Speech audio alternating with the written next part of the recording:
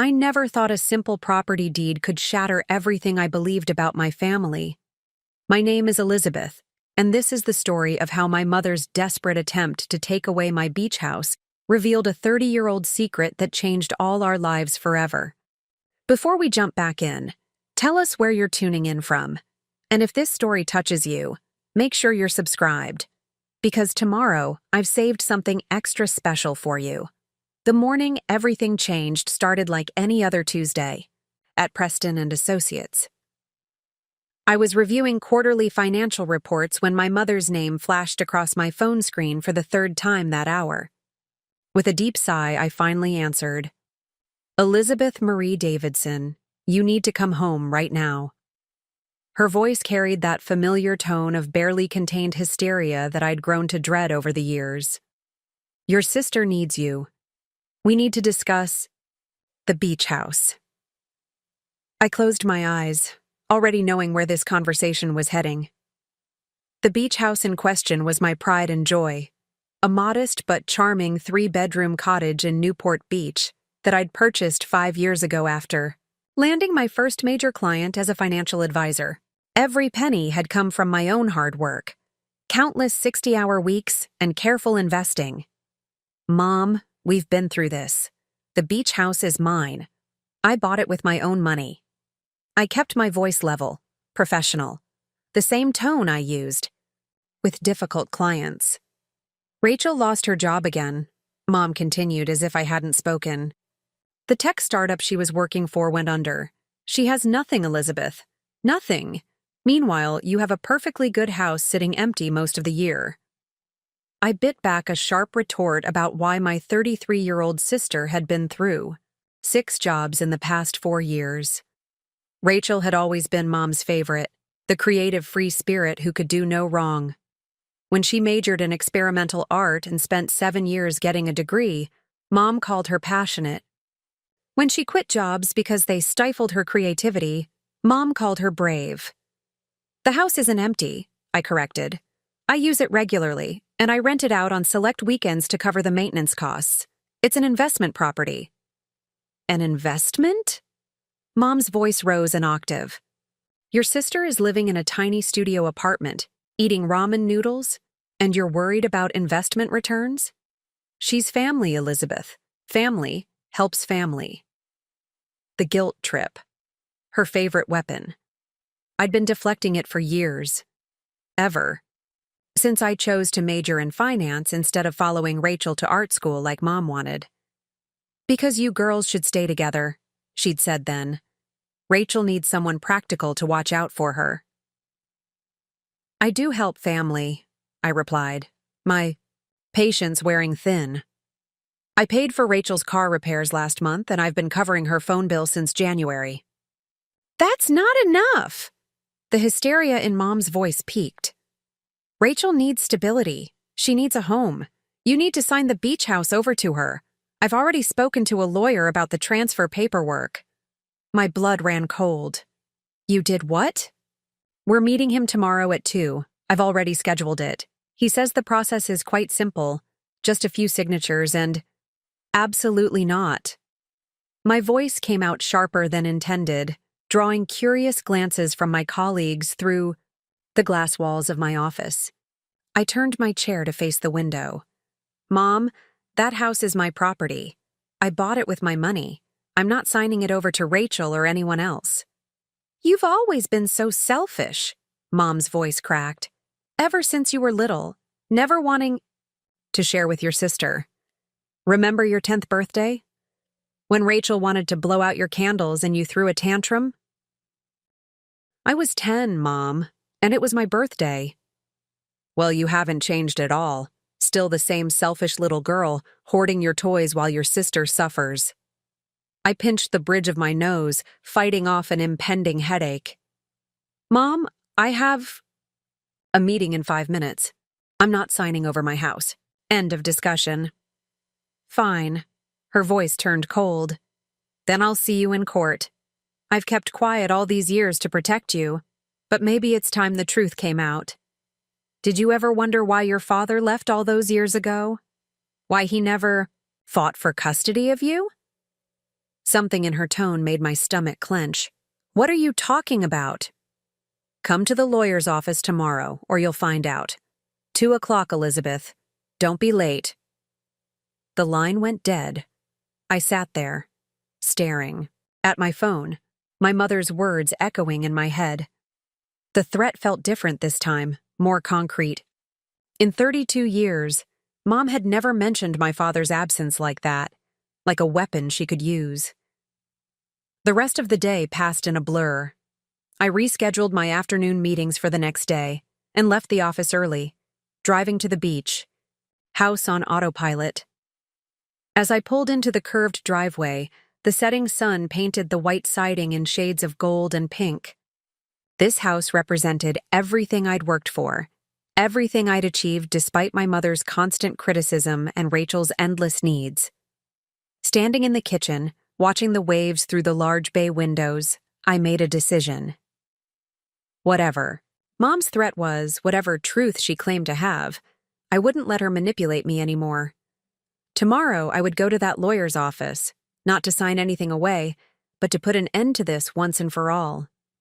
I couldn't have known then that my decision would unravel a web of lies 3 decades in the making, or that the property documents Mom was so eager to discuss would reveal a secret that would change everything I thought I knew about my family. Sleep eluded me that night. I found myself walking through the beach house at 3 a.m, trailing my fingers along the walls I had painted myself. Each room held memories of my journey. The window seat where I'd spent countless evenings reviewing investment portfolios, the kitchen island where I'd celebrated landing my first $1 million client, the deck where I'd watched sunsets while building my 5-year plan. My phone buzzed with a text from Rachel. "Mom told me about tomorrow. Please don't make this difficult." I almost laughed at the irony. Rachel had always been the one making things difficult, yet somehow I was always painted as the problematic. Sister. As I stood in the darkness, memories flooded back, ones I'd tried to suppress for years. I was 12 when Dad left. The morning had started normally enough, Dad making pancakes in the kitchen, Mom helping Rachel with her art project, me doing homework at the table. Then came the phone call. Mom's face had turned white as she listened, and she'd rushed upstairs. When she came down, Dad was gone. No explanation, no goodbye, just empty space where he used to be. "Your father had to go away for a while," Mom had said, hugging Rachel as she cried. I'd stood apart, watching, already learning that comfort in our house was not distributed equally. But we'll be fine, we have each other. That was the last time we saw him. Mom never spoke about him again, deflecting questions with vague comments about him choosing to leave. Rachel eventually stopped asking, but I never did. Something about that day had never sat right with me. I pulled out my laptop and opened a folder I hadn't touched in years. Inside were the results of my private investigation from 5 years ago, the one I'd launched after buying the beach house. I'd hired a private investigator to find Dad, but the trail had gone cold. According to official records, Michael Davidson had simply vanished after leaving that day. The investigation had turned up one interesting detail, though: a safety deposit box in his name at Newport Federal Bank, opened just days before he disappeared. I'd tried to access it, but the bank said I needed both keys, one that would have been with Dad, and one that should have been with Mom. When I'd asked Mom about the key, she'd become agitated. "Stop digging up the past, Elizabeth. Some things are better left buried." That was the first time I'd seen that look in her eyes, the same one I'd heard in her voice today when she made her threat. My cell phone rang, startling me. Unknown number. "Hello? Elizabeth?" A man's voice, unfamiliar. "This is James Martinez. I'm the lawyer your mother mentioned." I glanced at the clock. 3:45 a.m. It's the middle of the night. "I apologize for the hour, but I felt you should know something before tomorrow's meeting." He paused. "Your mother brought me some concerning documents regarding the beach house's purchase." My grip tightened on the phone. "What documents?" I can't discuss details over the phone, but I'd strongly advise you to bring your own legal representation tomorrow. And Elizabeth. Another pause. If you have any documentation about the source of funds used to purchase the property, bring that too. The line went dead before I could respond. I sat down heavily on the stairs, my mind racing. The source of funds? Every dollar that went into this house was mine, earned through years of hard work, saved carefully, invested wisely. I had all. The documentation, bank statements, investment records, the real estate purchase agreement. Then a thought hit me. I rushed to my home office and pulled out the property folder. Inside was everything related to the house purchase, including the preliminary title report I'd barely glanced at 5 years ago. As I flipped through it now, something caught my eye. A notation about a prior trust deed from 1992, released just days before my purchase. 1992. The year Dad left. With trembling fingers, I pulled up the county recorder's website on my laptop. The trust deed notation had a document number. I typed it in, and after a moment, a scanned document appeared on my screen. My coffee mug slipped from my hand, shattering on the hardwood floor. There, in black and white, was evidence that this property had been owned before, by my father. The same property I thought I'd discovered on my own, that I thought I'd chosen by chance, had belonged to him. And according to the document, he hadn't sold it. He'd transferred it into a trust, with my mother as trustee. The pieces started falling into place. Mom's desperate insistence that I sign over the house, her threat about the truth of why Dad left, the lawyer's cryptic warning about the source of funds. This wasn't just about Rachel needing a place to live. This was about something much bigger. As the first rays of dawn crept through the windows, I made another call. To Diana Chen, the best real estate attorney in Newport Beach. I had 6 hours until the meeting with Mom's lawyer, and I intended to be prepared. What I couldn't prepare for was the bombshell that those property documents would reveal. A truth that would expose not just what happened to my father, but why Mom had spent 30 years making sure I never felt worthy of anything I'd achieved. Preparing and narrating this story took us a lot of time, so if you are enjoying it, subscribe to our channel, it means a lot to us. Now back to the story. Diana Chen's office occupied the entire top floor of a gleaming high-rise overlooking Newport Harbor. As we sat in her conference room at 8 a.m., watching the morning fog roll off the water, she studied the documents I'd brought with the measured focus of a surgeon preparing for a complex operation. "Let me make sure I understand," she said, arranging the papers in precise stacks before her. "You purchased this property 5 years ago through normal channels, with no knowledge of its previous ownership. Now you've discovered your father owned it before you, transferred it to a trust with your mother as trustee, and disappeared shortly after. And today, your mother is demanding you transfer it to your sister while threatening to reveal something about your father's disappearance?" I nodded, watching as she made notes in her leather-bound portfolio. The early morning light cast long shadows across the mahogany conference table, making the whole scene feel almost cinematic in its gravity. "The timing is what interests me," Diana continued, tapping her Mont Blanc pen against a highlighted section of the trust deed. "This trust was created on June 15, 1992. Your father disappeared on June 18, 1992. And the trust deed was recorded on June 19, 1992. She looked up at me. "That's not coincidence." My throat felt dry. "What are you suggesting?" "I'm suggesting that whatever happened to your father is inextricably linked to this property." She pulled out another document. "I had my team do some preliminary research this morning. The property's history goes back further than your father's ownership. It was previously owned by a corporation called Ocean View Enterprises, which dissolved in 1991.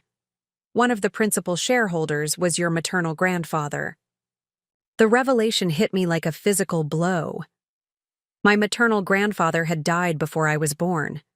Mom rarely spoke of him, except to say he'd been a successful businessman who'd made some unfortunate choices near the end of his life. "There's more," Diana said, sliding another document across the table. The dissolution of Ocean View Enterprises coincided with a federal investigation into money laundering. The case was suddenly dropped in early 1992, around the same time your father acquired the property. My head was spinning. "Are you saying my father was involved in money laundering?" "No," Diana replied, her expression carefully neutral. "I'm saying your father might have discovered something about money laundering. Something involving your grandfather's company. Something that made him transfer this property into a trust and disappear 3 days later." The implications were staggering. All these years I'd thought Dad had simply abandoned us. But what if he'd been running from something, or someone? "The trust documents are interesting," Diana continued. "Your mother was named trustee, but there's an unusual provision. The trust property could only be sold to a direct descendant of the original owner, and only if that descendant used their own legitimately earned funds to purchase it." "But I did use my own funds," I insisted. "Every penny came from my work as a financial advisor." "Exactly." Diana's eyes narrowed. "And I'm willing to bet your mother knew exactly what you were doing with your money. She probably knew you were looking for beachfront property. Did she ever make suggestions about where to look?" The memory struck me like lightning. Mom had been the one to mention Newport Beach first, commenting casually about how the area was up and coming and would make a good investment. She'd even recommended the real estate agent I'd used. "She orchestrated the whole thing," I whispered. "But why?" "That's what we're going to find out at 2 o'clock, Diana said, gathering the documents into her briefcase. "Because I suspect your mother didn't expect you to succeed on your own. She didn't expect you to actually have the means to purchase this property legitimately. When you did." She paused. "Well, I think that changed whatever game she was playing." As we prepared to leave her office, Diana turned to me with a serious expression. "Elizabeth, whatever we discover today, remember this. You built your success on your own merit. The fact that this property has a complicated history doesn't diminish what you've achieved. If anything, it makes your achievements more remarkable." I nodded, trying to hold on to that thought as we headed down to my car. The morning sun had finally burned through the fog, revealing a cloudless blue sky. In a few hours, I would face my mother and whatever truth she'd been hiding for 30 years. But for the first time since this began, I wasn't afraid. I was angry. As we drove toward the lawyer's office, I thought about Rachel's text from last night. "Don't make this difficult." Now I understood why she'd sent it. She wasn't just asking me to give her the house. She was asking me to maintain the family. Fiction. But I was done playing along. Whatever the truth was, whatever had happened to my father, I was ready to face it. The game my mother had been playing for 30 years was about to end, and this time, I was the one making the rules. The law offices of Martinez and Associates occupied a modest building in downtown Newport Beach, worlds away from Diana Chen's sleek high-rise. As we pulled into the parking lot at 1:55 p.m., I noticed my mother's Mercedes already there, parked next to Rachel's weathered Volkswagen. The sight of their cars side by side seemed symbolic somehow, the perpetual contrast between the giver and the taker in our family dynamic. Diana touched my arm as we walked toward the entrance. "Remember, let me do most of the talking. Your mother clearly has an agenda, and we need to understand what it is before we reveal what we know." The receptionist led us to a conference room where my mother, Rachel, and who I presumed to be James Martinez were already seated. Mom's carefully maintained facade cracked for just a moment when she saw Diana, a flash of genuine fear crossing her features before her mask of control slipped back into place. "Elizabeth," she said, her voice artificially bright. "I didn't realize you'd be bringing anyone." Just as you didn't realize I'd be bringing documentation about the property's history? I responded, watching her face carefully. The color drained from her cheeks. Rachel looked between us, confusion evident in her expression. What's going on? Mom, you said this would be simple. Just Elizabeth signing over the beach house because she has 2 properties and I have none. James Martinez cleared his throat. Perhaps we should begin by reviewing the documents I've prepared. He reached for his briefcase, but Diana spoke first. Before we review anything, I believe we need to address the trust deed from 1992. Diana's voice was calm but authoritative. Specifically, the connection between this property, Ocean View Enterprises, and the federal investigation that was mysteriously dropped 30 years ago. Rachel's confusion deepened. What trust deed? What federal investigation? Mom, what are they talking about? Mom's hands were shaking as she reached for her water glass. This is unnecessary. We're here to discuss Elizabeth helping her sister, nothing more. No, I said, my voice stronger than I felt. We're here because you've been manipulating this situation for 30 years, and I want to know why. What really happened to Dad? What was his connection to Ocean View Enterprises? And why did you orchestrate my purchase of this specific property? The silence that followed was deafening. Rachel had gone pale, her artistic hands clutching the edge of the conference table. James Martinez was studying his legal pad with intense concentration, clearly uncomfortable with the direction this meeting had taken. Mom's response, when it came, was barely above a whisper. Your father was an accountant for Ocean View Enterprises. He found something in their books. Something that could have sent people to prison, including your grandfather. Our grandfather was a criminal? Rachel's voice cracked. He was a businessman who made some questionable decisions, Mom replied, but her defensive tone told a different story. When your father discovered the discrepancies, he confronted Dad, your grandfather. There was an argument. The next day, your father transferred the beach house into a trust with very specific conditions. The condition that it could only be sold to a direct descendant using legitimately earned funds, Diana interjected. A condition that seems designed to ensure clean money would eventually flow through this property. Mom's laugh was bitter. Michael always was clever with his contingency plans. He knew someone would eventually have to clean up the mess legitimately. He just didn't expect it to be Elizabeth. She turned to me, her expression a mixture of resentment and something else. Was it pride? You were always so much like him, so determined to do everything the right way. What happened to Dad? I demanded, my heart pounding. Did grandfather's associates? I couldn't finish the sentence. No.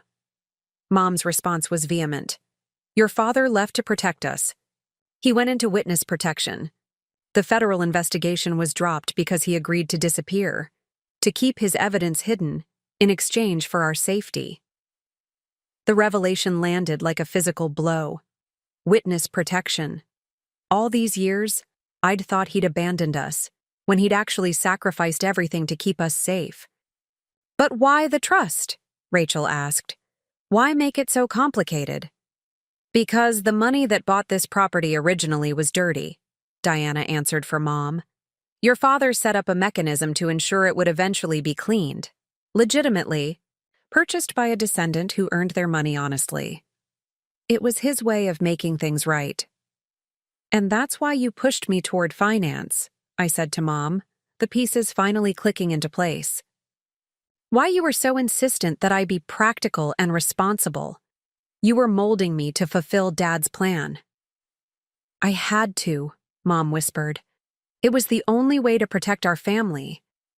But then you actually succeeded, beyond anything I'd imagined. You bought the house with clean money, just like your father planned. And now? She looked at Rachel. Now your sister needs help, and you have the means to provide it. By undoing everything Dad sacrificed to make right, I responded, my voice hard. By using his plan for witness protection as emotional blackmail. The truth hung in the air between us, heavy with 30 years of manipulation, lies, and misplaced resentment. But there was more to come. I could see it in my mother's eyes. This wasn't the end of the revelations, just the beginning. James. Martinez cleared his throat, breaking the tense silence that had fallen over the conference room. There's another document that needs to be addressed, he said, pulling a yellowed envelope from his briefcase. Mrs. Davidson brought this to me yesterday. It's a letter from Michael Davidson, dated June 17, 1992, the day before he entered. Witness protection. My mother's hands trembled as she reached for her water glass. I never wanted you to see this, Elizabeth. I thought I was protecting you. Diana nodded slightly to me, indicating I should accept the letter. The paper felt fragile in my hands, like it might crumble under the weight of its own secrets. My father's handwriting was exactly as I remembered it, precise architect's lettering, each character perfectly formed. Dear Elizabeth, I read aloud, my voice wavering.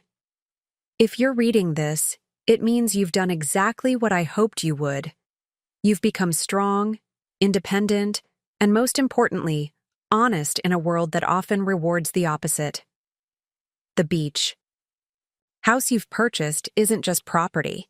It's proof that one person's integrity can overcome generations of wrongdoing. Rachel made a small sound, somewhere between a gasp and a sob. I continued reading. What you don't know is that your grandfather's involvement with Ocean View Enterprises went beyond money laundering. The company was a front for something much larger. When I discovered the truth, I had a choice: remain silent and protect my family's wealth, or expose everything and protect my daughter's future. I chose you, Elizabeth. My hands were shaking now, but I forced myself to keep reading. The hardest part wasn't entering witness protection or leaving behind everything I'd built. The hardest part was knowing that your mother would raise you to be exactly what the trust deed required: someone capable of earning enough legitimate money to buy this property. I knew she would push you toward finance, toward stability, toward everything that would make you resent her. She agreed to play this role, to be the antagonist in your story, because it was the only way to ensure you'd become strong enough to handle the truth. I looked up at my mother, seeing her, really seeing her, for the first time in years. The carefully maintained makeup couldn't hide the exhaustion etched into her face, the weight of 30 years of calculated criticism and manufactured distance. Your sister Rachel, the letter continued, was born after I left. I didn't know about her until years later, when one of my protected contacts managed to get news to me. I knew then that your mother had found someone she could truly love and protect, without the burden of our plan. I'm glad you had each other, growing up, even if you didn't understand why things were the way they were. Rachel was crying openly now.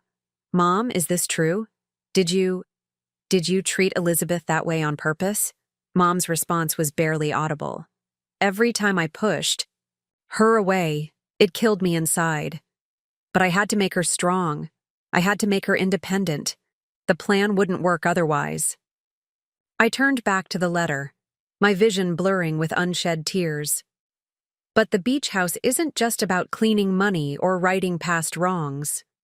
Inside the house, hidden where only someone who owns the property could find it, is evidence.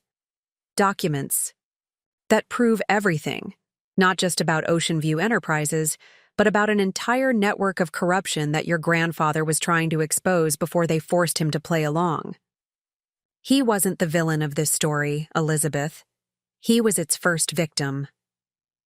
The revelation hit me like a physical blow. All these years, I'd believed my grandfather was the criminal, when he'd actually been the whistleblower who got caught. If you're reading this letter, I continued, my voice growing stronger, it means you've already proven yourself worthy of the truth. The evidence is hidden behind the false panel in the master bedroom's walk-in closet. The panel I installed myself the week before I left. What you do with it now is your choice. But remember, the trust deed's conditions weren't just about clean money. They were about proving that someone in our family could succeed honestly, without compromise. I looked up at Diana, whose expression had turned grave. The statute of limitations on financial crimes from 1992 has expired, she said, quietly. But if these documents implicate people in more serious crimes, then Elizabeth could be in danger, Mom finished, her face ashen. Just like your father was, just like your grandfather was. That's why I wanted you to sign over the house to Rachel, to protect you from what's hidden inside it. The weight of 3 generations of secrets settled over the conference room. Everything I'd believed about my family, about my own life, had been carefully orchestrated, not out of cruelty, but out of desperate love and a long-term plan for justice. But as I sat there, holding my father's letter, I realized something.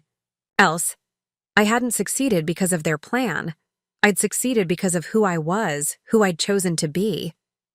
The very qualities they'd tried to instill in me, independence, integrity, determination, had become genuinely mine. Looking at Rachel's tear-stained face and my mother's carefully maintained mask of control, I knew what I had to do next. The beach house wasn't just property anymore. It was a key to unlocking a truth that had destroyed our family once before. The question was, were we strong enough to face that truth together now? The drive back to the beach house felt surreal. Rachel insisted on coming with me, while Mom and Diana followed in separate cars. The late afternoon sun cast long shadows across the coastal highway, and I couldn't help but think about how my father must have felt driving this same road 30 years ago, knowing he would never return. "I can't believe Mom did all that," Rachel said softly from the passenger seat. "Deliberately pushing you away, making me the favorite. It must have hurt so much." She paused, twisting her silver rings, a nervous habit she'd had since childhood. "I feel like I've been living someone else's life, playing a role I didn't even know I had." "We all were," I replied, signaling for the turn onto Ocean Drive. "Mom, playing the antagonist. Me, the driven achiever.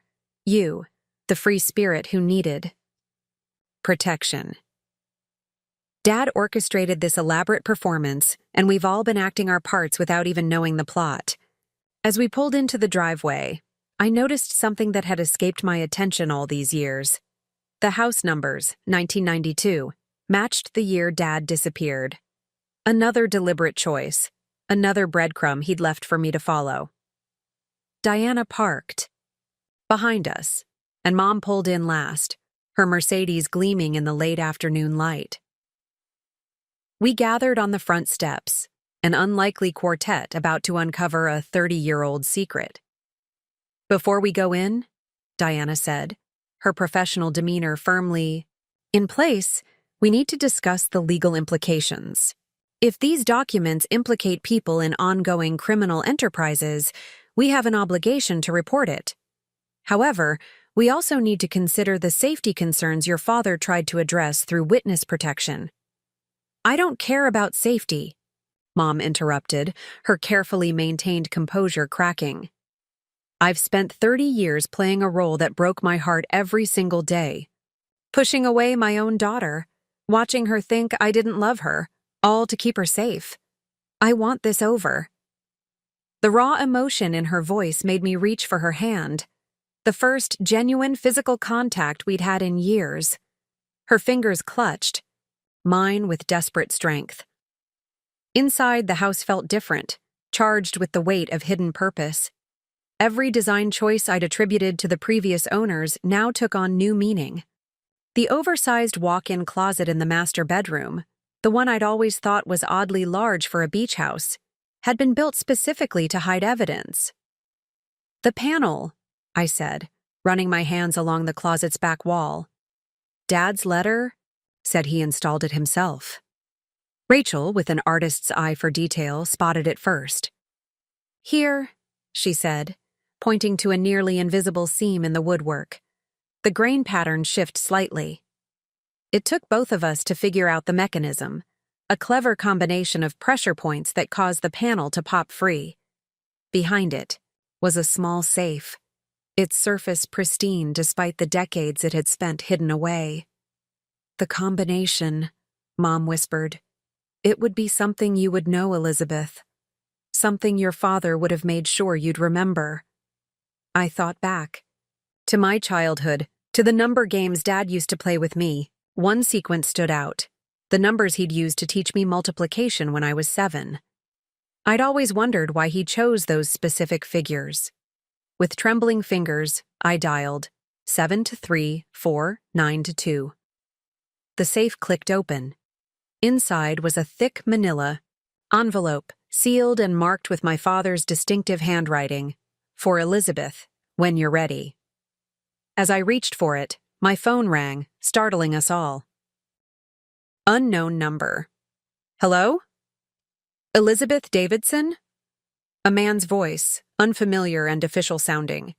This is Agent Marcus Torres with the FBI's Financial Crimes Division. We've been monitoring your property's transfer records. Is this a secure line to discuss your father's case? My heart nearly stopped. I put the phone on speaker. I have my mother, sister, and lawyer with me. We've just found Dad's hidden documents. A pause. Stay where you are. A team is en route to your location. Whatever you do, don't open that envelope yet. Your father's evidence is only part of a much larger investigation, one that's been active all these years, waiting for exactly this moment. What do you mean, waiting? Diana asked sharply. Michael Davidson wasn't just a witness, Agent Torres replied. He was part of a long-term operation to expose a network of corruption that's still active today. The beach house, the trust conditions, his daughter's career path. It was all part of a multi-generational sting operation. And now, after 30 years, we're finally ready for the endgame. The envelope suddenly felt heavy in my hands, not just with decades-old secrets, but with the weight of my father's true legacy. He hadn't just been protecting us or exposing past crimes. He'd been setting up a dominion that would bring down something much bigger. Looking at my mother's tears, Rachel's stunned expression, and Diana's calculating gaze, I realized our family drama had been just the surface layer of a much deeper story. The real question wasn't what the documents would reveal about the past, but what role we would play in what was about to unfold. Within 15 minutes, the beach house was transformed into a makeshift FBI command center. Agent Torres arrived. With a team of agents, their unmarked vehicles discreetly parked around the corner to avoid drawing attention.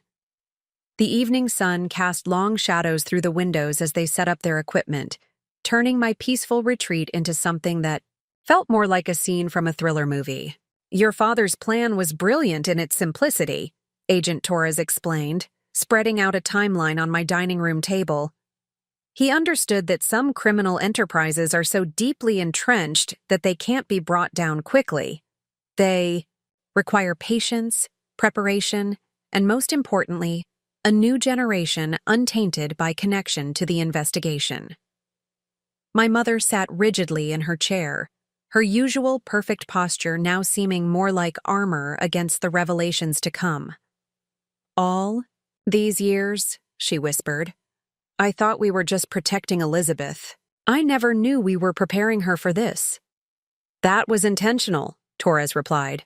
The fewer people who knew the full scope of the operation, the better. Your role was crucial, Mrs. Davidson. By pushing Elizabeth toward finance, by seeming to favor Rachel, you ensured that Elizabeth would develop exactly the skills and resilience needed for this moment. Rachel, who had been unusually quiet, suddenly spoke up. What about me? Was I just a prop in all this? The favored child, created to make Elizabeth work harder? Torres's expression softened. Your role was equally important, Ms. Davidson. Your artistic career, your seeming instability, it provided the perfect cover for why your mother would want to transfer the beach house to you. Anyone watching would see it as a typical family drama, not the culmination of a 3-decade FBI operation. Diana, ever the vigilant attorney, cut in. What exactly is in those documents that warranted 30 years of elaborate preparation? Torres glanced at the manila envelope, still sealed, sitting in an evidence bag on the table.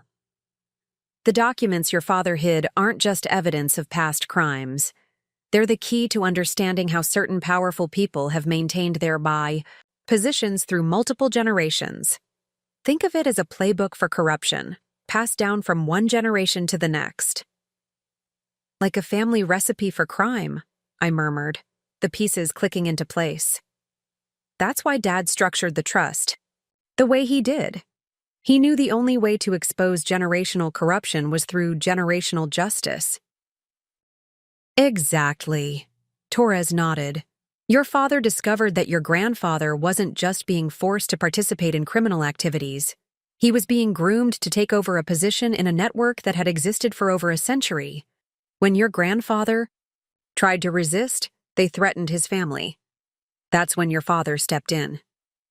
My mother's hand found mine under the table, squeezing it tightly. Michael always said that true change requires sacrifice, she said softly. I never understood until now just how much he sacrificed. How much we all sacrificed. The beach. House itself is significant, Torres continued, pulling up satellite images on his laptop. Its location, its history. It's not just about the property. It's about what it represents. This house has been a meeting point for certain influential figures for generations. By ensuring it would eventually be purchased legitimately by someone outside their network. Dad disrupted their pattern, I finished. He made sure their safe house wouldn't be safe anymore. Rachel leaned forward, her artistic mind clearly processing the implications. That's why Mom's been so desperate to get Elizabeth to transfer it to me. Someone must be pressuring her, realizing their meeting place is now owned by a legitimate financial advisor who might notice suspicious activities. Mom's face crumpled. They approached me 6 months ago, said they knew about Michael's witness. Protection arrangement, threatened to expose his location if I couldn't get the house transferred to someone more amenable to their needs. Which is exactly what we've been waiting for, Torres said grimly. Your father's evidence, combined with your mother's recent interactions with these individuals, gives us everything we need to move against the entire network. But first, he turned to me. We need you to make a decision, Ms. Davidson. This operation can only proceed with your full cooperation, and it will involve significant risk. The weight of 3 generations of sacrifice settled over me. My grandfather, trying to resist corruption and paying the price. My father, giving up everything to set this plan in motion. My mother, playing the villain in her own daughter's story, to keep the plan alive. What exactly would you need me to do? I asked, my voice steadier than I felt. Torres laid out a series of photos, each showing different individuals arriving at various beach houses along the coast. We need you to play your part in their game, but on our terms. They'll approach you soon, trying to gain control of this property. When they do, we'll be ready. I looked around the room, at my mother's tears, at Rachel's determined expression, at Diana's calculating gaze, at the FBI agents positioned throughout my house. Everything I'd worked for, everything I'd built, had led to this moment. But this time, I wasn't just fighting for myself or my family. I was fighting to finish what my father and grandfather had started. I'll do it, I said firmly. But on one condition, we do this as a family. No more secrets, no more divided loyalties. Whatever happens next, we face it together. Torres nodded, a hint of admiration in his expression. Like father, like daughter, he said softly, Operation Legacy is officially active. The FBI team worked through the night, transforming my beach house into a sophisticated surveillance hub while maintaining its outward appearance of normalcy. Agent Torres explained that the operation's success depended on making those watching believe nothing had changed. The morning sun found us gathered in the kitchen, reviewing the operation parameters over coffee that none of us really needed, given the adrenaline coursing through our systems. "The approach will come soon," Torres explained, sliding a document across the granite countertop. "Based on our intelligence, they typically initiate contact through legitimate business channels. Given your position as a financial advisor, Ms.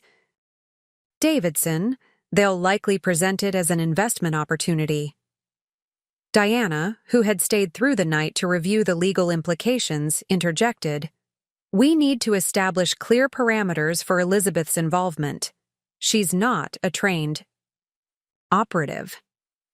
"That's precisely why this will work," Torres countered. "They'll expect her to be exactly what she appears to be, a successful professional who's caught in a family dispute over property. The fact that she's genuinely accomplished in finance adds another layer of credibility." My mother, who had been silently watching the sunrise over the ocean, turned to face us. The morning light revealed the toll of her sleepless night, but there was a new strength in her bearing. "Tell them about the pattern, Agent Torres. Tell Elizabeth what to watch for." Torres nodded gravely. "Over the past century, this network has refined their approach to acquiring properties like this one. They start with subtle pressure, usually financial opportunities that seem too good to pass up. When that doesn't work, they escalate to family pressure, which is why they approached your mother. The final stage involves creating a situation where selling the property seems like the only logical choice." "What kind of situation?" Rachel asked, her artist's imagination clearly conjuring concerning scenarios. "Often, they manufacture a crisis," Torres replied. "A sudden tax audit, unexpected legal troubles, or suspicious accidents that drive up insurance costs. They're patient and methodical. They've been playing this game for generations." I thought about my father's letter, about his meticulous planning.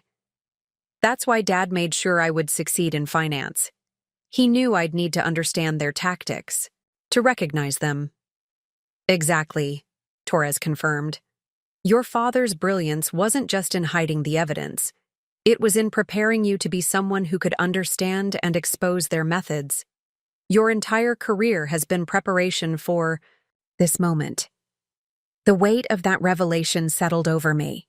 Every late night studying financial regulations, every complex deal I'd analyzed, every client whose portfolio I'd protected, it had all been leading to this. But instead of feeling manipulated, I felt a surge of pride. Dad hadn't just given me a role to play. He'd given me the skills to play it exceptionally well. "We've installed state-of-the-art surveillance throughout the house," Torres continued, pulling up a tablet that showed multiple camera feeds. "Every room is covered, but they're virtually undetectable. We've also enhanced your home office with additional security measures. When they make contact, we'll be monitoring everything." Diana raised a practical concern. "What about Elizabeth's clients? Her regular business activities?" "They need to continue as normal," Torres emphasized. "Any deviation from her usual patterns could raise suspicions. In fact," he paused, checking his phone, "we're counting on her maintaining her success. It adds to her credibility as someone they need to take seriously." Rachel, who had been sketching absently on a notepad, suddenly looked up. "What about me? Do I just keep playing the irresponsible sister?" "Your role is crucial," Torres assured her. "Your apparent financial instability provides a perfect cover for why this property transfer would seem logical to outsiders. But more importantly, your artistic connections might prove valuable. These people often use art galleries and auction houses for more than just buying and selling artwork." My sister's eyes widened with understanding. "The gallery where I work. We have some clients who are very particular about privacy. They only deal in cash, and they're more interested in provenance documentation than the artwork itself." "Money laundering through art sales," I murmured. "It's a classic technique. The subjective value of art makes it perfect for hiding financial transactions." We'll need to tread carefully, Torres warned. These people have survived this long because they're experts at recognizing threats. One wrong move could compromise not just this operation, but potentially your father's safety as well. My mother moved to stand beside me, her hand finding mine. We've spent 30 years preparing for this. Michael's sacrifice. My treatment of you, Elizabeth. It can't be for nothing. Looking at her now, I saw not the critical, distant mother of my childhood, but a woman who had carried an impossible burden for decades. She had played her role perfectly, even though it meant sacrificing her relationship with her daughter. It won't be for nothing, I assured her, squeezing her hand. Dad gave us the pieces of this puzzle. The house, my career, even our family dynamics. Now it's time to put them together and finish what he started. As if on cue, my phone chimed with an email notification. The subject line read, "Exclusive investment opportunity, Newport Beach Heritage Properties." Torres leaned forward, his expression intent. And so it begins. The email sat in my inbox like a loaded weapon. Agent Torres and his team had vetted it thoroughly, confirming it came from Blackstone Heritage Properties, a seemingly legitimate real estate investment firm with offices in Newport Beach and London. The sender, Victoria Blackstone, requested a meeting to discuss mutually beneficial opportunities regarding beachfront properties in the area. Their timing is impeccable, Diana observed, reviewing the email on her tablet. Less than 24 hours after your mother's attempted property transfer fails, they reach out with an investment opportunity. They've clearly been watching, waiting for the right moment. Agent Torres nodded, his expression grim. Victoria Blackstone is a person of interest in multiple FBI investigations, but she's never been charged. Her family has been involved in high-end real estate transactions along the California coast for 3 generations. Just like the trust deed has been waiting for 3 generations, I murmured, seeing the parallel. They're patient, I'll give them that. The meeting was scheduled for the following morning at the Ritz-Carlton, neutral territory that spoke of old money and discretion.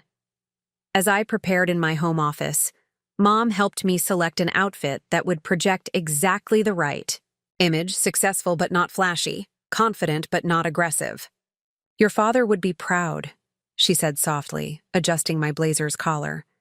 Not just of what you've achieved, but of who you've become. I know my treatment of you made things harder, but watching you overcome every obstacle, seeing you grow stronger. She paused, emotion threatening to overwhelm her carefully maintained composure. You're everything he hoped you would be. The FBI had equipped my phone and briefcase with sophisticated surveillance equipment, allowing them to monitor the meeting from a suite 2 floors above the hotel's executive conference room. Rachel would be positioned in the hotel bar, providing additional eyes on the situation while maintaining our cover story of family tension. As I walked into the Ritz-Carlton's marble-lined lobby precisely at 10 a.m., I felt the weight of 3 generations of planning resting on my shoulders. Victoria Blackstone rose to greet me, every inch the perfect blend of old money elegance and modern business acumen. Her gray hair was expertly styled, her designer suit speaking of subtle wealth rather than ostentatious display. Ms. Davidson, she smiled, extending a manicured hand. Thank you for meeting with me. I've followed your career with interest, particularly your impressive returns on beachfront property investments. We settled into the conference room's leather chairs as a discreet server brought coffee. Through my earpiece, I could hear Torres reminding me to let her set the pace of the conversation. I understand you've recently had some family discussions about your Newport Beach property, Victoria continued, her tone carefully modulated to suggest sympathetic understanding. Such situations can be challenging. Balancing family obligations with sound financial decisions often requires creative solutions. I took a measured sip of coffee, buying time to frame my response. Family and business can be complicated to navigate, I agreed neutrally. Victoria's smile widened fractionally. Indeed. That's actually why I reached out. Our firm specializes in helping families find elegant solutions to property disputes. We have a particular interest in historic beachfront properties, preserving their character while ensuring they remain productive. The emphasis she placed on productive sent a clear message. Through my earpiece, I heard Torres whisper, "She's establishing their legitimate cover story. Let her continue." "Your property," Victoria went on, "has unique historical significance. Did you know it was once part of a larger estate? The original owner, Jonathan Blackstone, my grandfather, had quite the vision for that stretch of coastline. And there it was, the first revelation of their true interest in the property." I kept my expression professionally interested as she continued. "We'd like to make you an offer," Victoria said, sliding a folder across the polished table. "One that would not only resolve your current family situation, but also provide you with a significant return on your investment." Inside the folder was a proposal that made my eyes widen despite my preparation. The offered purchase price was triple the property's market value, with additional performance-based bonuses structured through complex offshore arrangements. "This is generous," I said carefully. Victoria's smile remained fixed, but her eyes sharpened. "We believe in acknowledging the true value of properties with special histories. Your father understood that value, I believe, before his unfortunate disappearance." The subtle threat hung in the air between us. Through my earpiece, I heard Torres intake breath sharply. This was new. They weren't just admitting to watching me, but openly acknowledging their connection to my father's past. "I'll need time to review this with my financial team," I replied, maintaining my professional demeanor while my heart raced. "As you noted, there are family considerations to balance." "Of course," Victoria nodded, rising smoothly. "Take all the time you need, but Ms. Davidson—" She paused at the door, her expression hardening slightly. "Some opportunities have limited windows of availability. I'd encourage you to consider our offer promptly." As I watched her elegant retreat across the lobby, I heard Torres in my ear. "Well done." She revealed more than she intended. "But Elizabeth?" He paused significantly.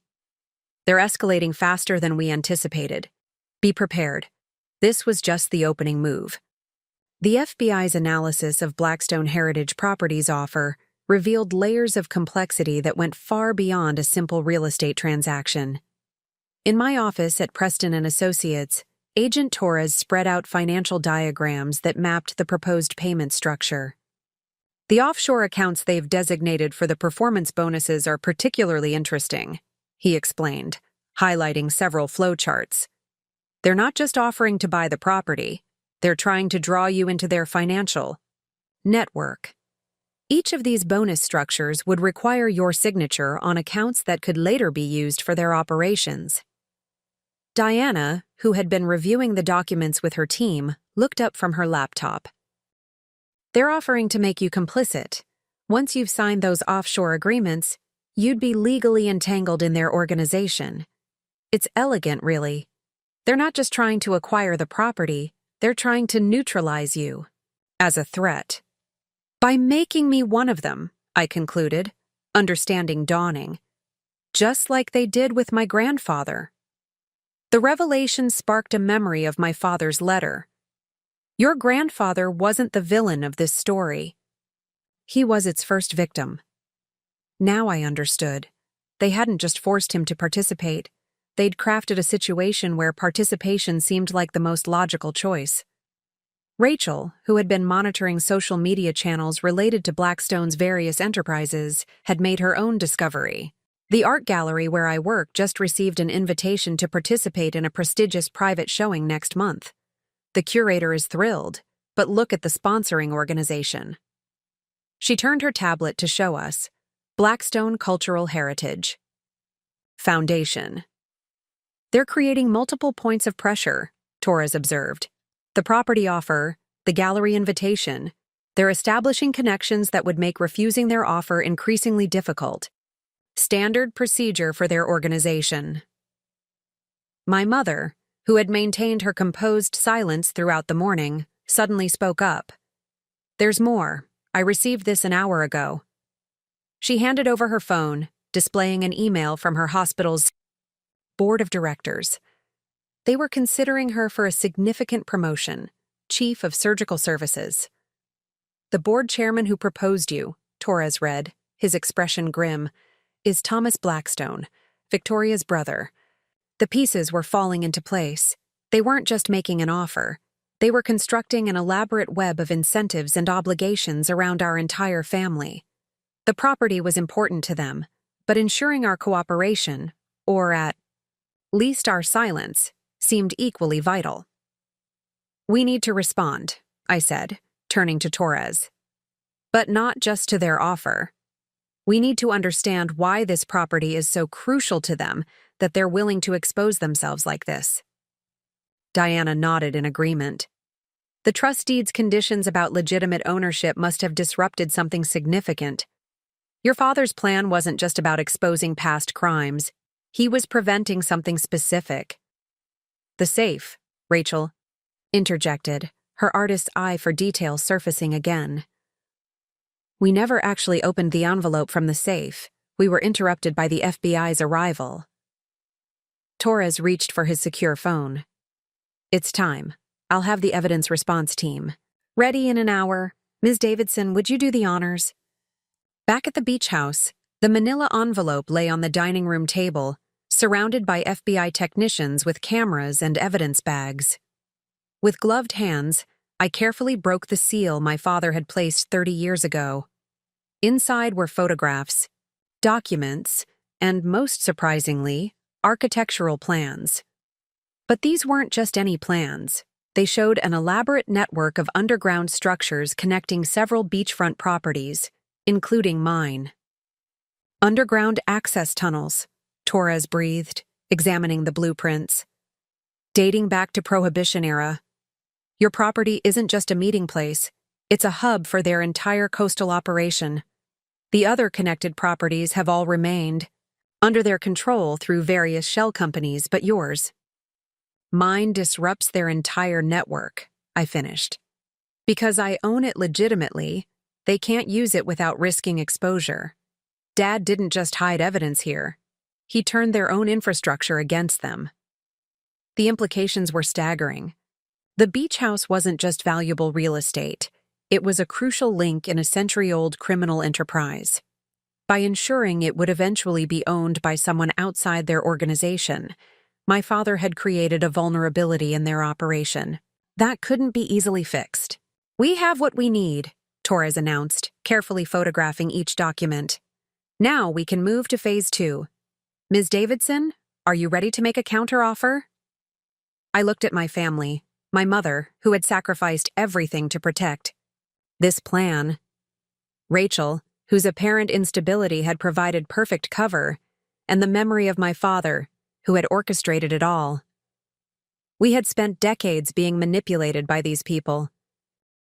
Now it was time to turn the tables. "Schedule a meeting," I told Torres, "but not at the Ritz-Carlton. Invite them here, to the beach house. Let's see how they react when they have to meet on our territory." Victoria Blackstone's response to my invitation was immediate and revealing. Within an hour of receiving it, she had her assistant confirm the meeting for the following afternoon. Agent Torres noted that the speed of her acceptance suggested both eagerness and concern. They couldn't afford to appear hesitant about entering the property they so desperately wanted to control. The FBI spent the morning transforming the beach house into a sophisticated surveillance operation while maintaining its appearance as a tasteful coastal residence. Every room was wired for sound and video, with agents positioned in nearby properties to monitor all approaches to the house. "Remember," Torres briefed us, "they'll be looking for any sign that we're onto them. The house needs to appear exactly as they would expect it to look. Mrs. Davidson, you'll need to maintain the appearance of family tension. Ms. Rachel, your presence should suggest ongoing discord about the property transfer." My mother had perfected her role over decades. She sat in the living room with perfect posture and barely concealed disapproval as Rachel deliberately rumpled the throw pillows and left her artist's sketchbook conspicuously open on the coffee table, creating an image of casual disarray that would irritate any perfectionist parent.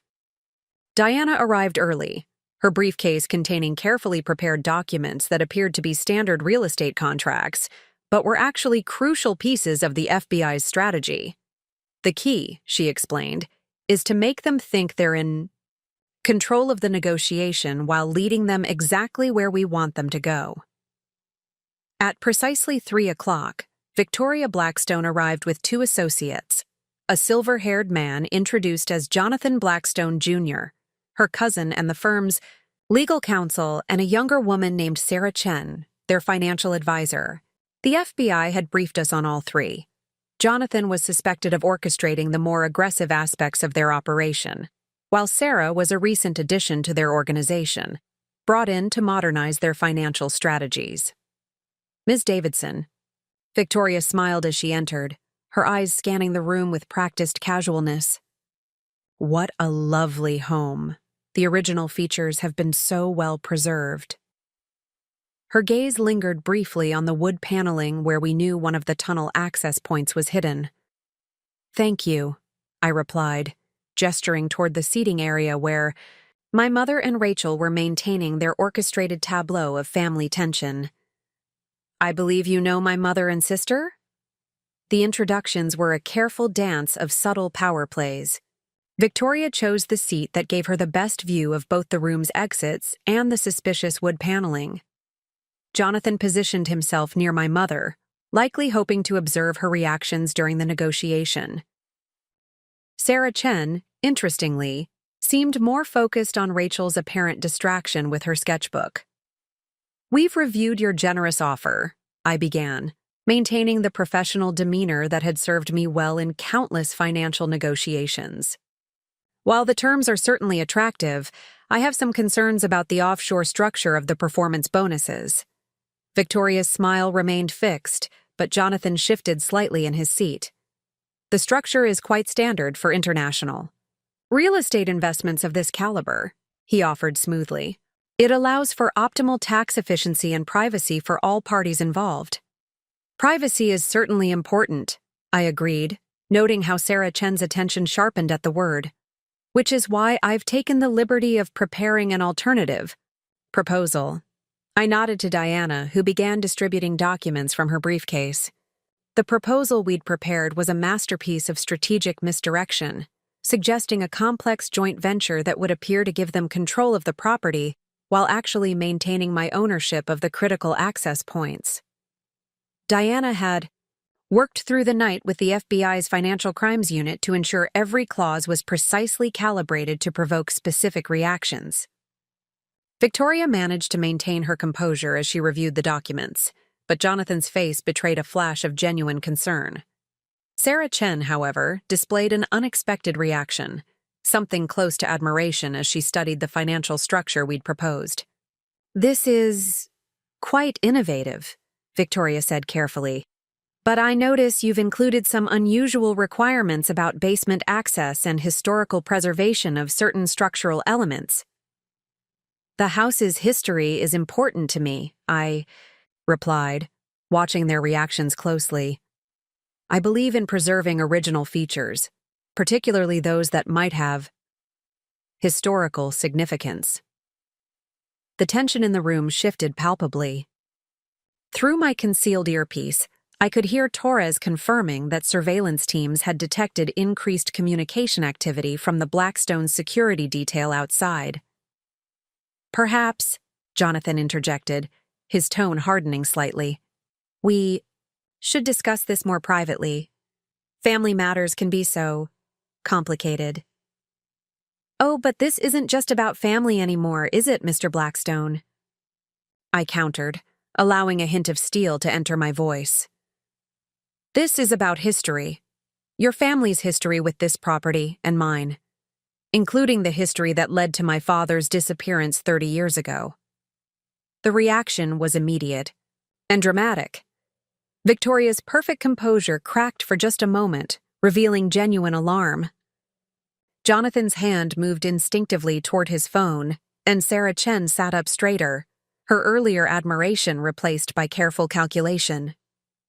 "I'm not sure what you're implying," Victoria began, but I cut her off with a raised hand. "I think you know exactly what I'm implying. The question is, are you prepared to have an honest conversation about why this property matters so much to your organization? Or should we continue pretending this is just about real estate?" The silence that followed my challenge seemed to stretch endlessly. Victoria Blackstone's perfectly manicured fingers tapped once, deliberately, on the arm of her chair, a signal that triggered subtle shifts in both Jonathan and Sarah's postures. Through my earpiece, I heard Agent Torres murmur, "Careful now. Watch their hands." "Ms. Davidson," Victoria finally spoke, her voice carrying a new edge of authority. "You clearly think you've uncovered something significant. But speculation about events from 30 years ago serves no productive purpose. Let's focus on the present, on creating a mutually beneficial arrangement." I reached for the folder we had prepared, watching their reactions carefully. "You mean an arrangement like the one you offered my grandfather? Or perhaps like the one that forced my father into witness protection?" Opening the folder, I withdrew the architectural plans we had discovered. "Or maybe we should discuss these tunnels beneath our feet and why your organization has spent a century maintaining them." Jonathan's face hardened. "Where did you get those documents?" "From the same place my father hid them 30 years ago," I replied. "Right here in this house. He knew someone would eventually need to expose the truth about Ocean View Enterprises, about the Blackstone family's real business, about why this particular stretch of coastline is so valuable to your organization." Sarah Chen leaned forward, her professional mask slipping to reveal genuine curiosity. "The tunnels were supposed to be sealed after Prohibition. The records clearly show—" "The records show what your organization wanted them to show," I interrupted. "Just like the records about my grandfather's supposedly willing participation in your schemes. Just like the documentation about my father's disappearance. You've spent generations crafting paper trails to hide your true operations." Victoria's composure cracked further. "You have no idea what you're involving yourself in. Your father made his choice to run, to hide, to abandon his family. We offered him the same opportunity we're offering you, to be part of something greater. Something built by families who understand that true power requires certain compromises." "Compromises?" My mother's voice cut through the tension. She stood, her usual perfect posture now radiating anger rather than mere disapproval. "Is that what you call forcing a man to choose between his principles and his family's safety? What you call manipulating a child's entire life to serve your schemes?" Rachel closed her sketchbook with deliberate care. "Or using art galleries to launder money? Creating fake provenance documents to move stolen artifacts? I've seen the patterns in our gallery's private shows. I just never understood what I was looking at until now." Jonathan rose abruptly. "This conversation is over. Clearly, we need to reconsider our approach to this situation."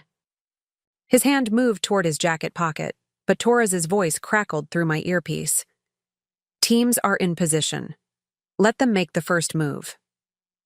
"Actually," I said, standing to match Jonathan's aggressive posture, "this conversation is just beginning. But the terms have changed. You're not here to negotiate a property purchase. You're here because we have evidence of everything: the tunnels, the money laundering, the art smuggling, the decades of coercion and corruption.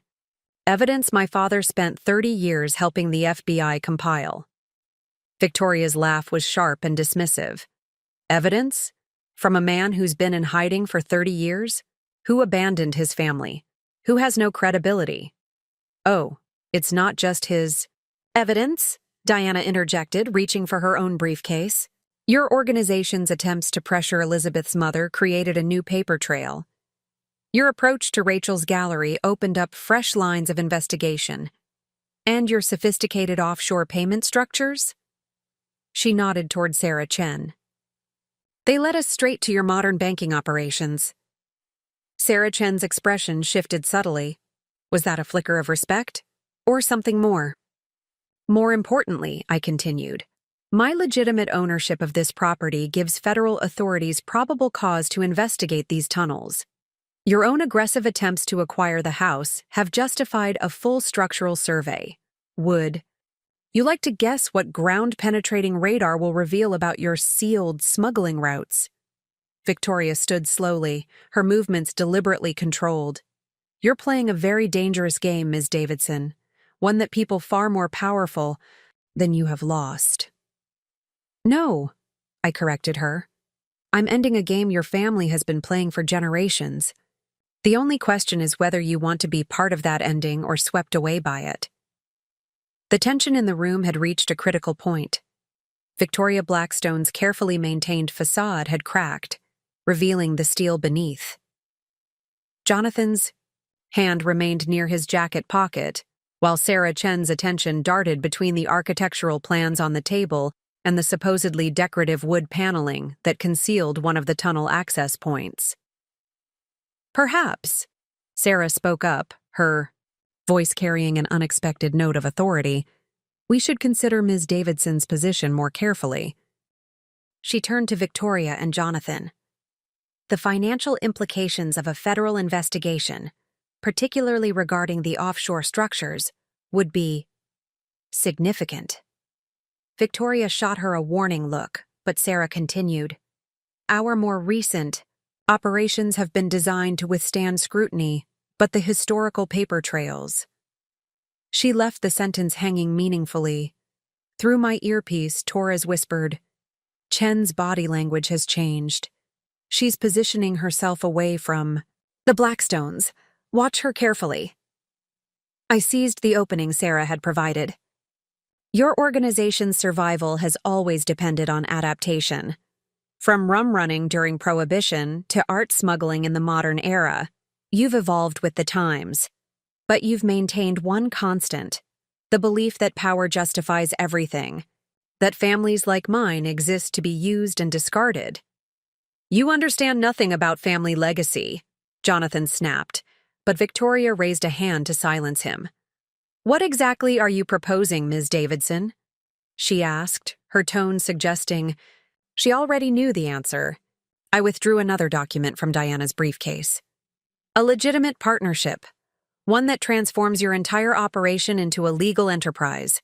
Your expertise in international property development, combined with my financial planning capabilities, and Rachel's connections in the art world could create something unprecedented.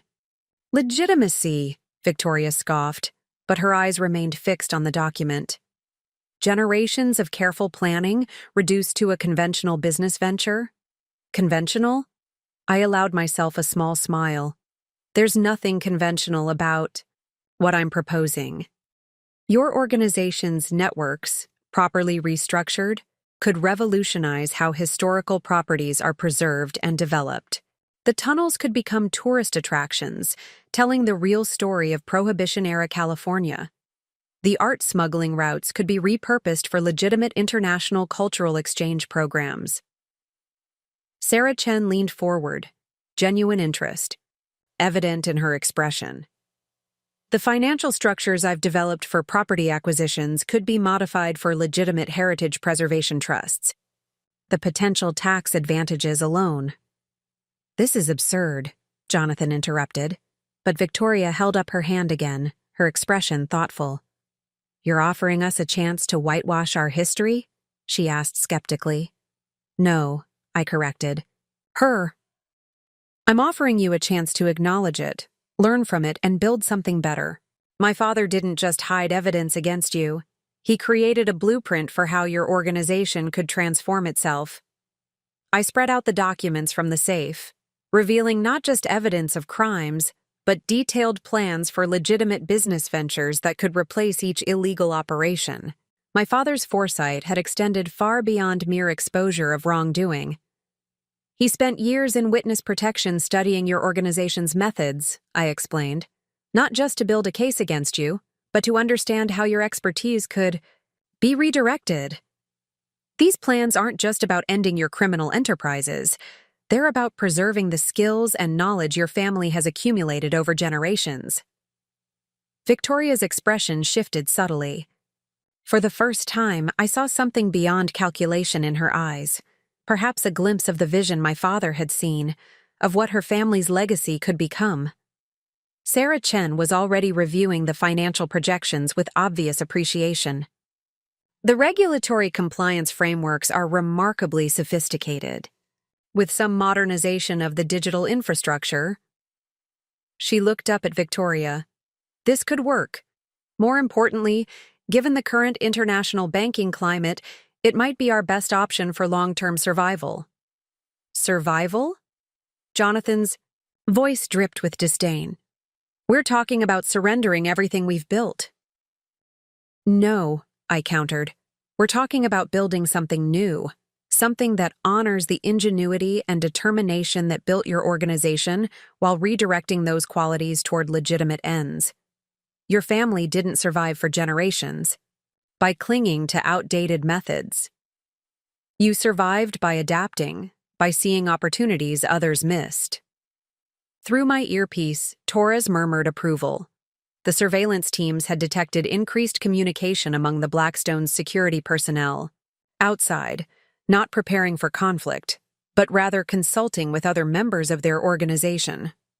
Victoria Blackstone stood, smoothing her impeccable suit as she walked to the window. The late afternoon sun cast long shadows across the beach, reminding us all of the history buried beneath the sand. When she turned back to face us, her expression had changed. You're more like your father than you know, she said quietly. He saw possibilities where others saw only obstacles, but transforming an organization like ours, it won't be simple. Few worthwhile things are, I replied, standing to meet her gaze directly. But imagine what we could build together, a legitimate empire that preserves history instead of exploiting it, that creates value instead of extracting it. The choice is yours. But remember, one way or another, change is coming. The only question is whether you'll shape it or be shaped by it. The next 48 hours unfolded with the precision of a carefully orchestrated business merger. Victoria Blackstone, once convinced of the viability of legitimate transformation, proved to be as methodical in reformation as she had been in orchestrating criminal enterprises. The beach house became the center of intense activity as FBI agents, financial experts, and members of the Blackstone organization worked to implement the transition plan my father had designed decades ago. Sarah Chen took charge of the financial restructuring, working closely with Diana to ensure every aspect of the transformation could withstand regulatory scrutiny. Her expertise in modern financial systems complemented the foundational framework my father had created, bringing his vision into the 21st century. Your father's plans were remarkably forward-thinking, Sarah commented as we reviewed the implementation timeline. He anticipated regulatory changes that wouldn't happen for decades, the way he structured the legitimate business opportunities. It's as if he could see the future of global finance. He understood that true sustainability requires legitimacy, I replied, watching as she integrated modern digital banking protocols into his original framework. Every illegal operation, he documented, had a legitimate counterpart waiting to be born. Victoria, who had been conferring with her organization's key members via secure video links, approached our workspace. The regional directors have voted. We're proceeding with full transformation across all operations. She paused, a hint of admiration crossing her features. Your father's plans included contingencies for every possible objection they raised. He knew our organization better than we knew ourselves. Agent Torres, who had maintained a watchful presence throughout the proceedings, nodded in approval. The Bureau is prepared to offer immunity agreements to lower-level operatives in exchange for full cooperation in dismantling the remaining criminal infrastructure. Focus on the future, not retribution for the past. The most surprising development came from Rachel, whose artistic connections proved invaluable in restructuring the organization's art-related operations. She worked with museum curators and cultural heritage experts to develop programs for legitimate art preservation and international exhibition partnerships. "We can use the existing networks for cultural exchange programs," she explained, her artist's vision bringing new life to old smuggling routes.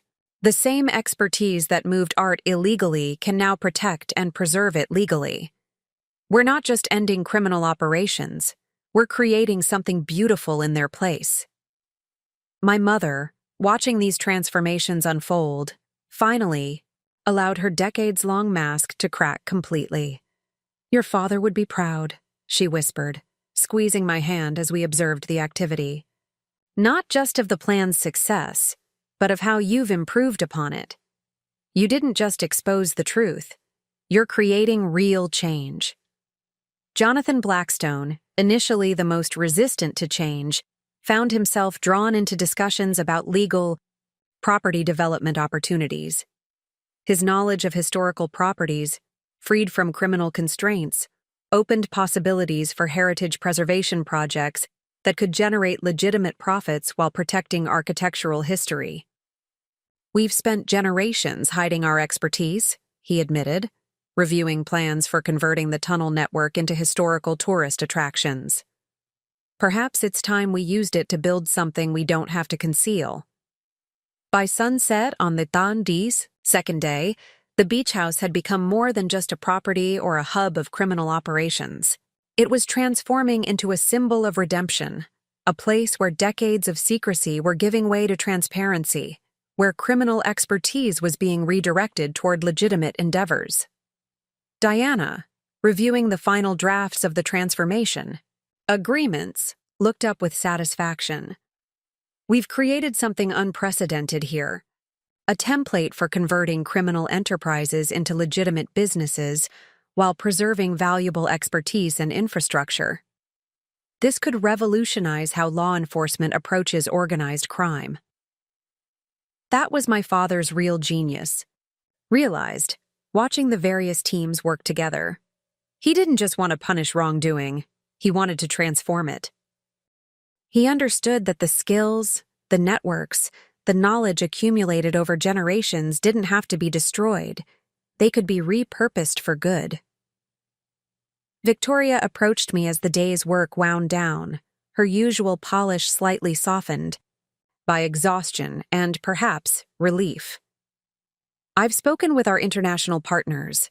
The transformation is being implemented globally. Your father's vision, it's saving more than just our organization. It's saving families, legacies, lives that would have been lost to ongoing criminal operations." "Legacy," I mused, looking around at what we had built. "That's what this was always about, wasn't it? Not just preserving wealth or power, but creating something worthy of passing down to future generations." 1 month after the confrontation at the beach house, I stood in my office at Preston & Associates, reviewing the latest progress reports on what the media had dubbed the Heritage Transformation Initiative.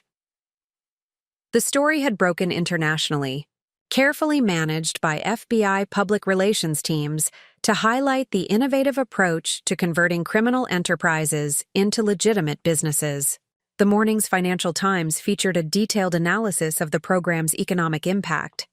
Sarah Chen, now heading the initiative's financial compliance division, had successfully restructured over 30 international property development projects. Each conversion created new jobs, preserved historical sites, and generated legitimate tax revenue for local communities.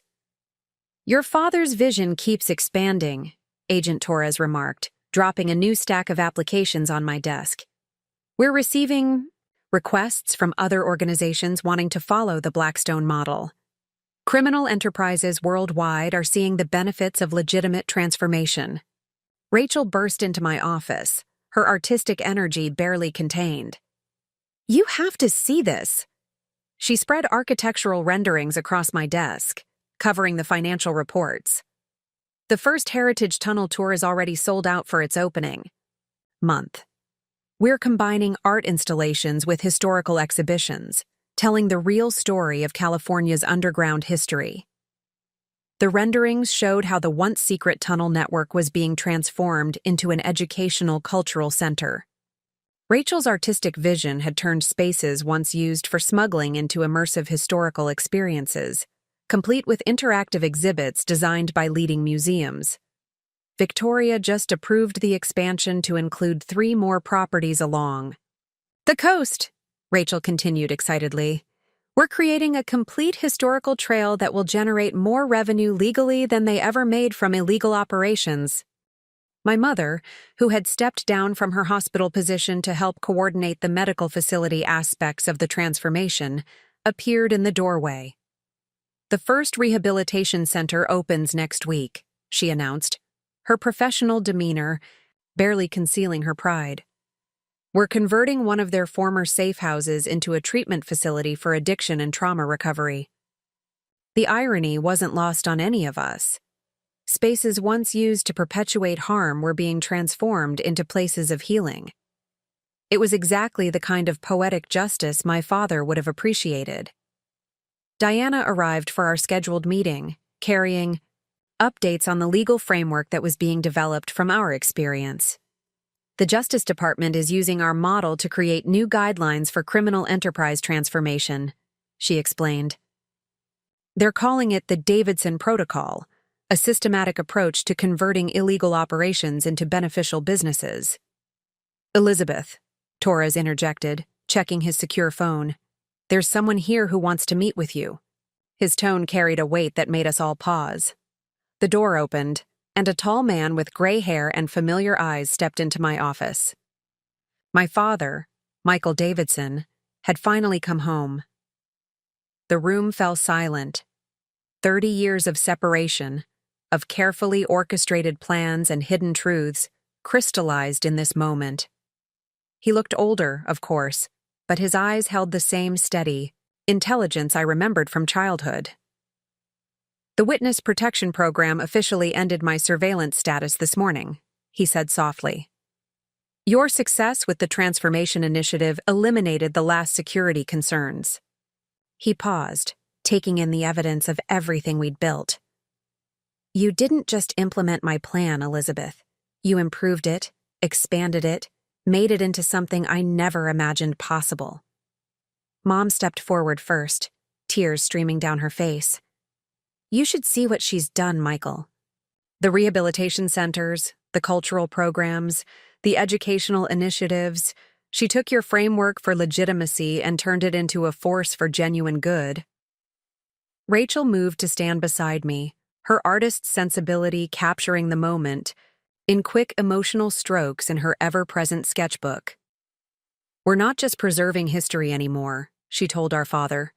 We're healing it, transforming it, making it serve a better purpose. Victoria Blackstone, who had arrived quietly during the reunion, spoke from the doorway. Your daughter has taught us that true legacy isn't about maintaining power, it's about using that power responsibly. She stepped forward, extending her hand to my father. Our organizations are now partners in preservation, not persecution. Builders of hope, not harbors for corruption. Looking around my office at this unlikely gathering, FBI agents, former criminals, family members both biological and chosen, I understood finally what my father had seen all those years ago. He hadn't just created a plan to expose corruption. He had designed a framework for redemption, a way to transform the very systems that perpetuated criminal behavior. The beach house, I said to him, it was never just about the property, was it? It was about creating a space where transformation became possible, where the past could be acknowledged and changed rather than just condemned. That evening, we gathered at the beach house, not as adversaries or conspirators, but as architects of something unprecedented.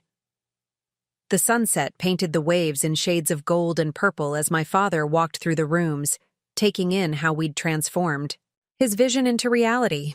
The command center in the living room has been replaced by an interactive historical exhibit, Rachel explained, leading him through the space. We're using augmented reality to show visitors how the tunnels were originally used, while demonstrating their new purpose as educational spaces. Sarah Chen, who had stayed to present the latest financial projections, spread documents across the dining room table, the same table where we'd first confronted the Blackstones. The legitimate revenue streams have exceeded all expectations, she reported. The heritage tourism alone generated more profit last quarter than a year of their previous operations. But it's more than just financial success, Diana added, reviewing the latest legal briefings. We're seeing ripple effects throughout the international legal community. The Davidson Protocol is being adopted by law enforcement agencies worldwide. It's changing how we approach organized crime, offering a path to legitimacy rather than just punishment. My father paused by the window, looking out at the ocean. I had hoped, he said quietly, that this property would become a catalyst for change. But what you've created. He turned to face us, emotion evident in his voice. You've built something far beyond my original vision. Victoria Blackstone, who had arrived with a team of international development experts, nodded, in agreement. The transformation hasn't just saved our organization, it's revolutionizing how legacy enterprises can evolve. We're receiving inquiries from families worldwide who want to convert their operations. The key was understanding that expertise itself isn't inherently corrupt, I explained, watching my father's expression. Your plan showed us that the same skills used for illegal activities could be redirected toward legitimate purposes. The network management, the financial strategies, the property development knowledge, it all had positive applications. Agent Torres, reviewing security protocols with his team, looked up from his tablet. The FBI's new Complex Enterprise Evolution Division is using your model as its foundation. We're shifting resources from pure enforcement to guided transformation. The success rate is unprecedented. My mother, who had been quietly observing, spoke up. Michael, you should see the rehabilitation programs they're implementing. The same properties that once housed criminal operations are now helping people recover from addiction and trauma. Elizabeth didn't just transform the business. She's transforming lives. Rachel's artistic sensibility had captured the evolution in a series of murals along the tunnel walls. We're preserving the history while changing its meaning, she explained, showing my father her designs. Each section tells a story of transformation, from darkness to light, from secrecy to transparency. Jonathan Blackstone, who had initially resisted the change most strongly, now headed the Heritage Preservation Initiative. We're not just saving buildings, he admitted, reviewing plans for the next phase of development. We're saving generations of knowledge, redirecting it toward something meaningful. The beach house itself had become a symbol of this transformation. The hidden panels that once concealed illegal activities now hosted educational displays. The sophisticated security systems protected historical artifacts instead of smuggled goods.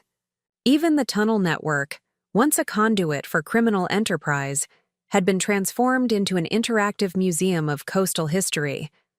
The property documents that started all this, I mused, touching the wood paneling that had hidden my father's evidence. They weren't just about exposing crimes. They were a blueprint for redemption. Victoria nodded thoughtfully. Your father understood something we had forgotten, that true legacy isn't about maintaining power at any cost. It's about evolving, adapting, finding ways to use that power for the greater good. Sarah Chen, ever practical, added, the financial models we've developed prove that legitimate operations can be more profitable than criminal ones. We're not just doing good. We're doing well. It's sustainable philanthropy on a global scale. As the evening progressed, more partners in the Transformation Initiative arrived. Museum curators, environmental scientists, community leaders. Each brought updates on how the project was impacting their sectors. The beach house, once a hub of secrecy, had become a center for innovation and positive change. "Elizabeth," my father said, pulling me aside as the others discussed future plans. "When I set up the trust deed conditions, I hoped you would become someone who could handle the truth. But you've become someone who could transform it. You didn't just expose the past. You're actively shaping the future." 6 months after my father's return, the beach house hosted an international symposium on enterprise transformation. Representatives from law enforcement agencies, financial institutions, and former criminal organizations gathered to discuss the global implementation of the Davidson Protocol. The property that had once served as a hub for illegal operations had become a beacon of positive change. I stood at the podium in what had previously been the living room, now converted into a state-of-the-art conference center while maintaining its coastal charm. The audience represented a remarkable convergence of former adversaries now working toward a common goal. "When I first bought this house," I began, "I thought I was just making a smart investment. I had no idea I was stepping into a legacy that would transform not just my family, but organizations and communities worldwide. Today, we're not just talking about converting criminal enterprises. We're creating a new model for how society can address systemic problems." Sarah Chen, now heading the International Financial Reformation Committee, presented the latest data. The Davidson Protocol has been implemented in 12 countries, resulting in the successful transformation of over 50 major organizations. The economic impact is unprecedented. Legitimate jobs created, tax revenue generated, and communities revitalized. My father, who had taken on an advisory role in the program, added his perspective. The key insight wasn't just about exposing wrongdoing. It was about recognizing that the skills and infrastructure built over generations could be redirected toward positive purposes. We're not destroying networks, we're repurposing them. Rachel's art therapy program, initially a small part of the rehabilitation initiative, had grown into a major component of the transformation process. Creative expression becomes a pathway to legitimate business, she explained, showing slides of former criminal enterprises transformed into cultural centers. "We're not just changing operations, we're changing mindsets." Victoria Blackstone, who had become one of the program's strongest advocates, addressed the international audience. "Our organization's transformation isn't just a success story, it's a template for how entrenched systems can evolve. The same determination that built our illegal empire is now focused on building something beneficial to society." The symposium broke into specialized sessions throughout the house. In the converted tunnel network, now a cutting-edge educational facility, law enforcement officials discussed implementation strategies. The former safe room, transformed into a high-tech conference center, hosted financial experts developing new legitimacy frameworks. My mother, who had expanded her medical coordination role into a comprehensive healthcare initiative, led a session on community rehabilitation. The same properties that once housed criminal activities now provide healing and hope. We're not just transforming businesses, we're transforming lives. Diana, presenting in what had been the surveillance room, outlined the legal frameworks that made these transformations possible. The Davidson Protocol isn't just about amnesty in exchange for cooperation. It's about creating sustainable paths to legitimacy that benefit all stakeholders. Agent Torres, now heading the FBI's Enterprise Evolution Division, shared success stories from around the world. "We're seeing criminal organizations voluntarily coming forward, seeking to transform their operations. The paradigm has shifted from enforcement versus evasion to collaborative evolution." Jonathan Blackstone, who had initially resisted change, most strongly, now conducted workshops on heritage preservation. "We're showing that historical significance can be honored while creating new, legitimate purposes for these properties and organizations." As the day progressed, I found myself in my father's old study, the room where he had hidden the evidence that would eventually spark this transformation. The space had been preserved but repurposed, now serving as a research center for studying organizational change. "You know," my father said, joining me there, "when I set up the trust deed conditions, I hope to create an opportunity for change. But what you've built here goes beyond anything I imagined. You didn't just expose the truth. You created a framework for redemption that's changing the world." Looking out at the ocean through the study's windows, I watched the waves crash against the shore, constant yet ever-changing. Much like the transformation we'd initiated, the beach house had become more than a property or a symbol. It was a living testament to the possibility of positive change. The real legacy, I realized, isn't in the buildings or the businesses we've transformed. It's in proving that change is possible, that systems we think are permanently corrupt can be redirected toward good. We're not just inheriting the past, we're transforming it into a better future. 1 year after the International Symposium, challenges and opportunities emerged that tested our transformation model in unexpected ways. A series of global economic shifts had created pressure on newly legitimate organizations, forcing us to adapt and enhance the Davidson Protocol to address more complex scenarios. I sat in my expanded office at the newly established Davidson Blackstone Center for Organizational Evolution, reviewing reports from our worldwide initiatives. The center occupied an entire floor of a renovated historical building in downtown Newport Beach, its architecture blending preserved historical elements with modern functionality, a physical representation of our transformation philosophy. "We're seeing interesting patterns in the Asia-Pacific region," Sarah Chen reported, pulling up detailed analytics on our holographic display.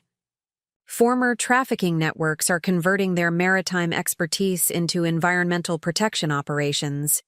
They're using their deep knowledge of secret routes and hidden harbors to track and prevent illegal fishing." Victoria Blackstone, who had just returned from Europe, added her insights. "The Italian branches are particularly innovative. They're transforming former money laundering operations into financial literacy centers for underprivileged communities. The same expertise that once hid illegal transactions is now teaching people how to manage and grow legitimate wealth." My father, who had been developing advanced modules for the protocol, shared his latest findings. "The key is understanding that criminal expertise isn't inherently evil. It's just misapplied skill. When we show these organizations how their capabilities can generate equal or greater profits legally while creating social benefit, the transformation becomes self-sustaining." Rachel burst into the office, her artistic energy barely contained. "You have to see what's happening in South America." She quickly pulled up images on another screen. Former drug trafficking routes are being converted into ecotourism trails. The local guides who once moved contraband are now leading conservation expeditions. They're using their intimate knowledge of the terrain to protect endangered species. Agent Torres, now coordinating with international law enforcement agencies, provided a broader perspective. "We're seeing a domino effect, each successful. Transformation inspires others in the network. Criminal organizations are starting to view legitimacy as a competitive advantage rather than a weakness." Diana, who had expanded her legal team globally, brought up an interesting development. "The United Nations is considering adopting the Davidson Protocol as a framework for international criminal enterprise reformation. They're particularly interested in our success with preserving valuable skills while redirecting their application." My mother, overseeing the expansion of our rehabilitation programs, shared encouraging statistics. "The health outcomes in communities where we've implemented the protocol are remarkable. Areas that once had high addiction rates are seeing unprecedented recovery success. The same networks that once distributed harm are now distributing hope." Jonathan Blackstone, who had become one of our most effective advocates, entered with news from the Middle East. "The Dubai initiative is exceeding expectations. Former smuggling operations are transforming into legitimate import-export businesses, creating thousands of legal jobs and significantly boosting the legitimate economy." As we discussed these developments, a new challenge emerged. A massive, criminal enterprise in Eastern Europe had reached out, seeking transformation. But their operation was more complex and entrenched than any we'd previously encountered. This could be our biggest test yet, Torres warned. Their organization has roots going back centuries. The cultural and historical implications are staggering. I studied the preliminary reports, seeing not just challenges but opportunities. Think about it. If we can successfully transform an organization with that much history and complexity, it would prove that no system is too entrenched to change. Sarah Chen was already analyzing the financial implications. Their existing infrastructure could be repurposed for major humanitarian initiatives. The same networks they use for illegal operations could distribute aid, medicine, and educational resources throughout the region. More than that, Rachel added, her artist's vision seeing possibilities we'd missed, we could preserve centuries of cultural heritage that's currently hidden in the criminal underworld. Their art smuggling routes could become legitimate channels for cultural exchange. Victoria nodded thoughtfully. This could be the next evolution of the protocol. Not just transforming individual organizations, but entire historical systems of operation. My father, who had been quietly observing, spoke up.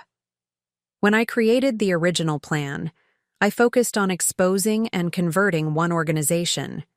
You've taken that framework and turned it into a model for global change. This new challenge, it's not just about transforming another criminal enterprise. It's about proving that even the most deeply rooted systems can evolve. The Eastern European operation presented complexities that pushed our transformation model to its limits. In a secure conference room at the Davidson Blackstone Center, we gathered with international experts to tackle this unprecedented challenge. The organization, known as the Meridian Network, had roots dating back to the medieval trade routes and had evolved through centuries of political and social changes. Their infrastructure spans 12 countries, Agent Torres explained, displaying a holographic map of their operations. They've survived revolutions, wars, and the collapse of empires by constantly adapting their methods. The question is, can we help them adapt toward legitimacy? Sarah Chen had spent weeks analyzing their financial structure. The fascinating aspect is how they've maintained historical trading practices while incorporating modern technology. Their cryptocurrency operations are built on centuries-old trust networks. If we can preserve that cultural framework while redirecting it toward legitimate purposes, that's exactly what makes this different, I interjected, seeing patterns emerge.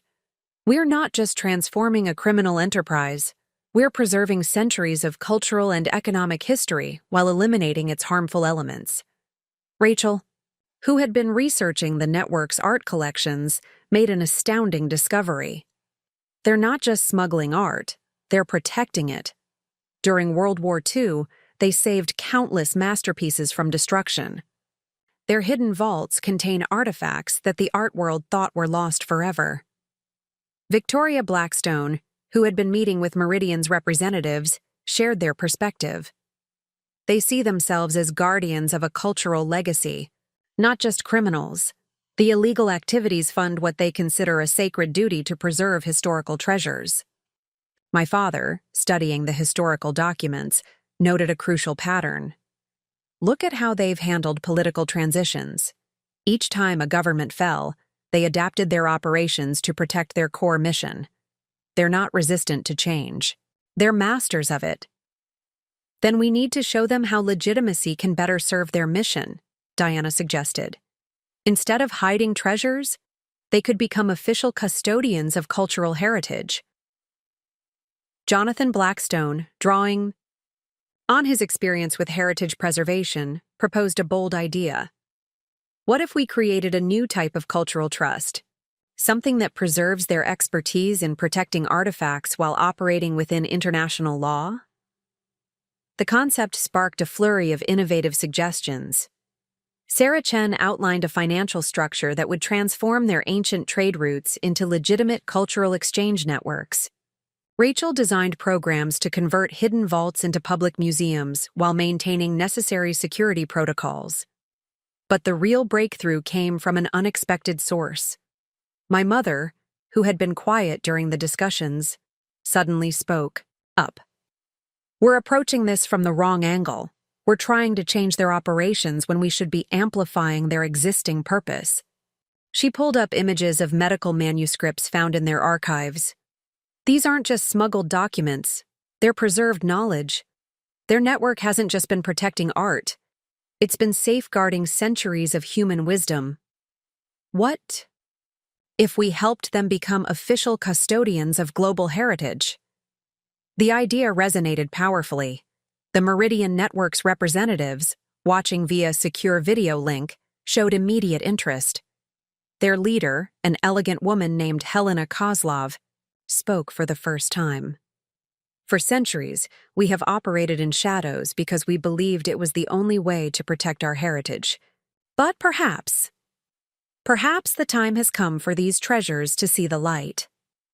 Working with Helena, we developed a transformation plan unlike anything we'd previously attempted. The network's ancient trade routes would become cultural heritage. Trails, their hidden vaults transformed into specialized museums. Their expertise in protecting valuable artifacts would serve legitimate art preservation and restoration projects. But the most valuable transformation, Helena noted, is in our purpose. We've always seen ourselves as protectors of history. Now we can do it openly, sharing these treasures with the world instead of hiding them. The implementation began with a pilot program in Prague, converting a medieval stronghold into a public museum while maintaining its sophisticated security systems. The same experts who had once smuggled priceless artifacts now trained legitimate art conservators in advanced preservation techniques. "This is the next evolution of the Davidson Protocol," Agent Torres observed. "We're not just transforming criminal enterprises, we're preserving and redirecting historical systems that have both light and shadow in their legacy." The success of the Meridian Network's transformation catalyzed a wave of changes that none of us had anticipated. 6 months into the implementation, I found myself back at the beach house, hosting an unprecedented gathering. Representatives from organizations worldwide had come to witness firsthand how a property that once symbolized corruption had become a beacon of positive change. Helena Kozlov, now directing the International Heritage Preservation Alliance, stood in what had once been a secret tunnel entrance. When we began this process, we thought we were simply avoiding prosecution. Instead, we discovered our true purpose. The same skills that made us effective smugglers now protect and preserve cultural heritage legally. The tunnel network, fully renovated and legitimized, hosted an exhibition of previously hidden masterpieces. Rachel had curated the space to tell both the art's history and the story of its protection. "Each piece represents not just artistic value," she explained to the assembled guests, "but the potential for transformation. These works, once hidden in shadow, now educate and inspire openly." Sarah Chen presented the financial impact data in the converted command center. The legitimate revenue from cultural tourism and heritage preservation has surpassed all projections. More importantly, we're seeing sustainable job creation in communities that once depended on illegal activities. Victoria Blackstone, who had been instrumental in connecting various international organizations, shared a remarkable observation. "The most powerful outcome isn't just the transformation of individual operations, it's the creation of a global network dedicated to preserving and sharing human heritage." Agent Torres, coordinating with law enforcement agencies worldwide, reported an unexpected trend. Criminal organizations are approaching us before we even identify them. They're seeing the benefits of legitimacy not just in terms of legal safety, but in fulfilling their original missions more effectively. My father, who had watched his initial vision expand beyond anything he'd imagined, added his perspective. The beach house was never just about exposing corruption. It was about proving that even the most entrenched systems can evolve when given a legitimate path forward. Diana's legal team had developed new frameworks for handling complex international transformations. "We're not just offering amnesty," she explained. "We're creating sustainable legal structures that preserve valuable expertise while eliminating harmful activities." As we toured the property, now a living museum of transformation, each space told a story of evolution. The former surveillance room housed an interactive exhibition on the history of trade routes and cultural exchange. The safe room had become an education center teaching legitimate security and preservation techniques. Jonathan Blackstone, leading a workshop on architectural preservation, highlighted an important point. "These buildings don't just house our operations, they tell our story." Each restored property becomes a testament to the possibility of positive change. My mother, overseeing the expansion of our community impact programs, shared encouraging data. The same communities that once suffered from criminal activities are now benefiting from cultural tourism, education programs, and legitimate employment opportunities. But perhaps the most significant development came from an unexpected source. A group of young entrepreneurs, inspired by our model, had started developing technology platforms to support heritage preservation and cultural exchange. "The next generation isn't just continuing our work," Helena observed. "They're innovating new ways to protect and share cultural heritage. They're taking our transformed networks and adding digital dimensions we never imagined." The beach house itself had evolved yet again. What started as a property tied to criminal enterprise, then became a center for transformation, had now emerged as a global hub for cultural preservation and innovation. Looking out at the ocean from my father's old study, now a research center, for organizational evolution, I reflected on the journey. The property that my mother had once demanded I sign over to my sister had become something far more valuable than any of us had imagined. A proof that transformation was possible on a global scale. "We're seeing interest from organizations in regions we never expected," Torres reported, joining me at the window. "The model you've created isn't just transforming criminal enterprises, it's changing how we think about organizational evolution itself." 2 years to the day after my mother had demanded I sign over the beach house to my sister, our family gathered for a private dinner in the transformed property. The grand initiatives and global transformations had changed the world, but tonight was about something more personal, understanding how our own family had transformed alongside everything else.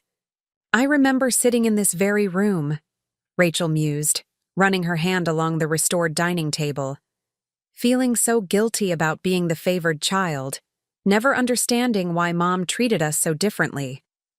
Now I realize every aspect of our family dynamic was orchestrated for a greater purpose." My mother, who had spent decades playing the role of the antagonist, reached for my hand. "The hardest part wasn't pushing you away, Elizabeth. It was knowing that each time I did, I was helping shape you into someone strong enough to handle this transformation. But I never imagined you'd take it so far beyond what we planned."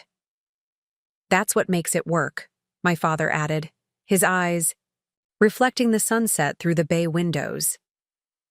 "We created the framework, but you and Rachel made it your own.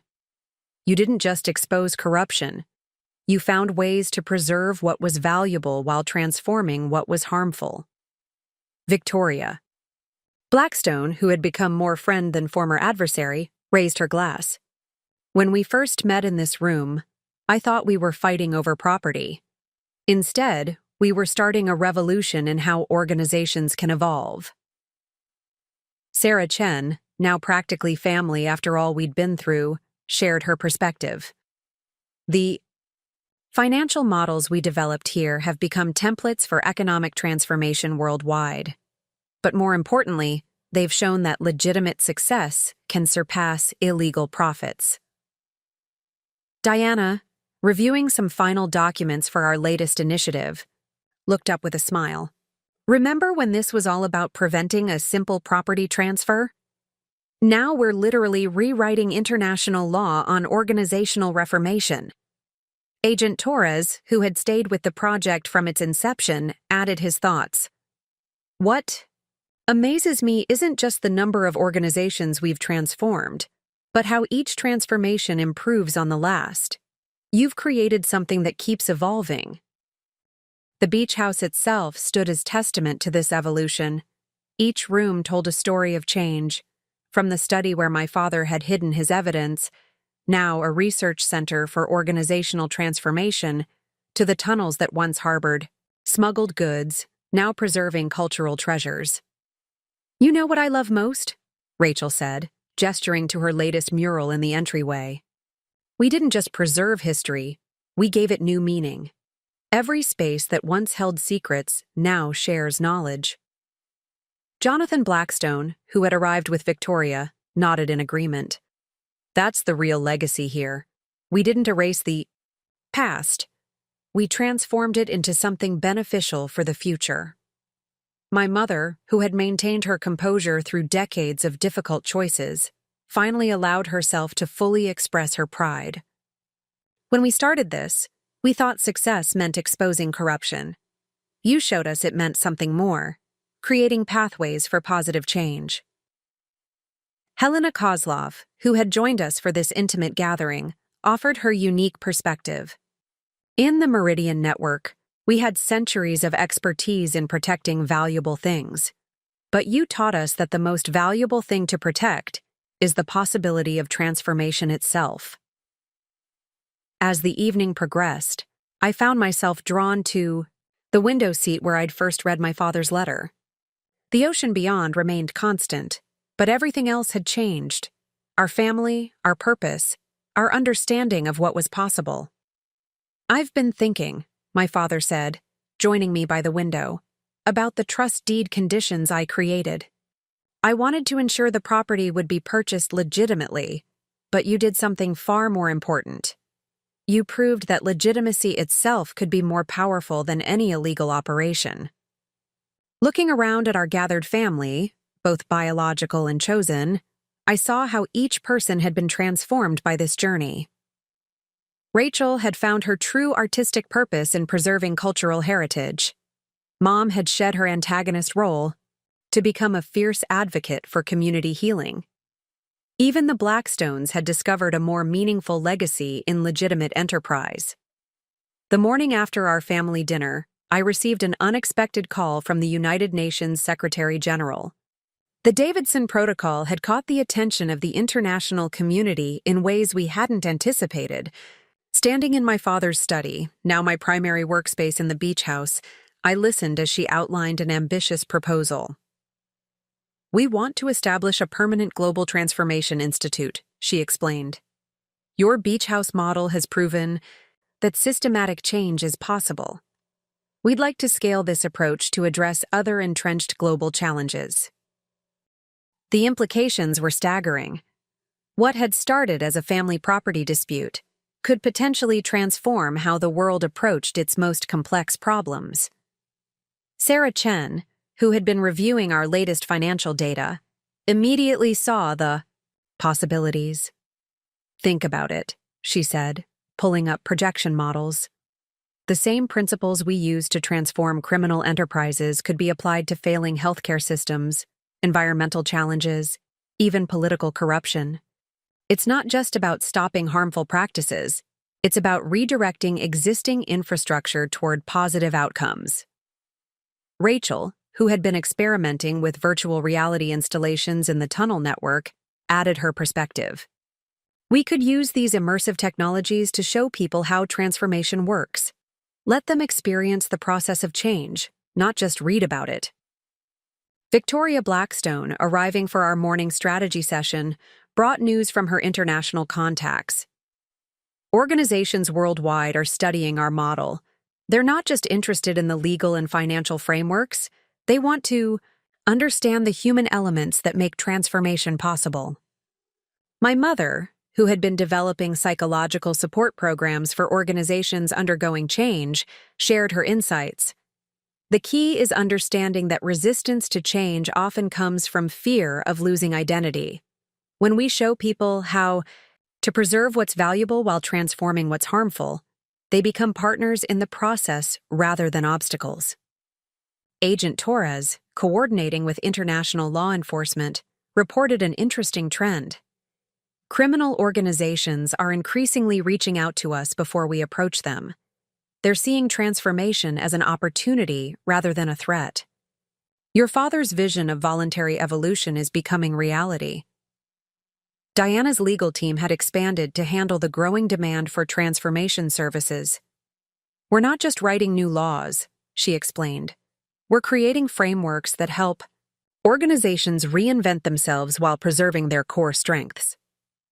Helena Kozlov, who had arrived early for a scheduled strategy meeting, offered her unique historical perspective. Throughout history, change has often been imposed through force. Your model shows how transformation can emerge from within, guided by understanding rather than coercion. The beach house itself continued to evolve. The former surveillance room had become a global communications hub, connecting transformation initiatives worldwide. The tunnel network, once a symbol of secretive operations, now hosted international delegations studying our methods. Jonathan Blackstone, overseeing the expansion of our heritage preservation programs, made an interesting observation. Every space in this house tells a story of redemption. It's not just about what was transformed, but how the transformation itself becomes part of the legacy. My father, who had been quietly observing these developments, finally spoke. When I created the trust deed conditions, I hoped to trigger change in one organization. You've created a model for transforming the world. The beach house isn't just property anymore. It's a symbol of what's possible. Looking out at the ocean, I thought about how far we'd come from that day when my mother demanded I sign over the house. What had seemed like a family crisis had become a catalyst for global change. But more importantly, it had transformed our understanding of what family meant. The next phase, I announced to the gathered group, isn't just about expanding our model. It's about teaching others to create their own transformations. Every community, every organization, every family has the potential to turn their challenges into opportunities for positive change. The Secretary General's proposal would take our work to a new level, but the principles would remain the same. Preserve what's valuable, transform what's harmful, and create pathways for positive evolution.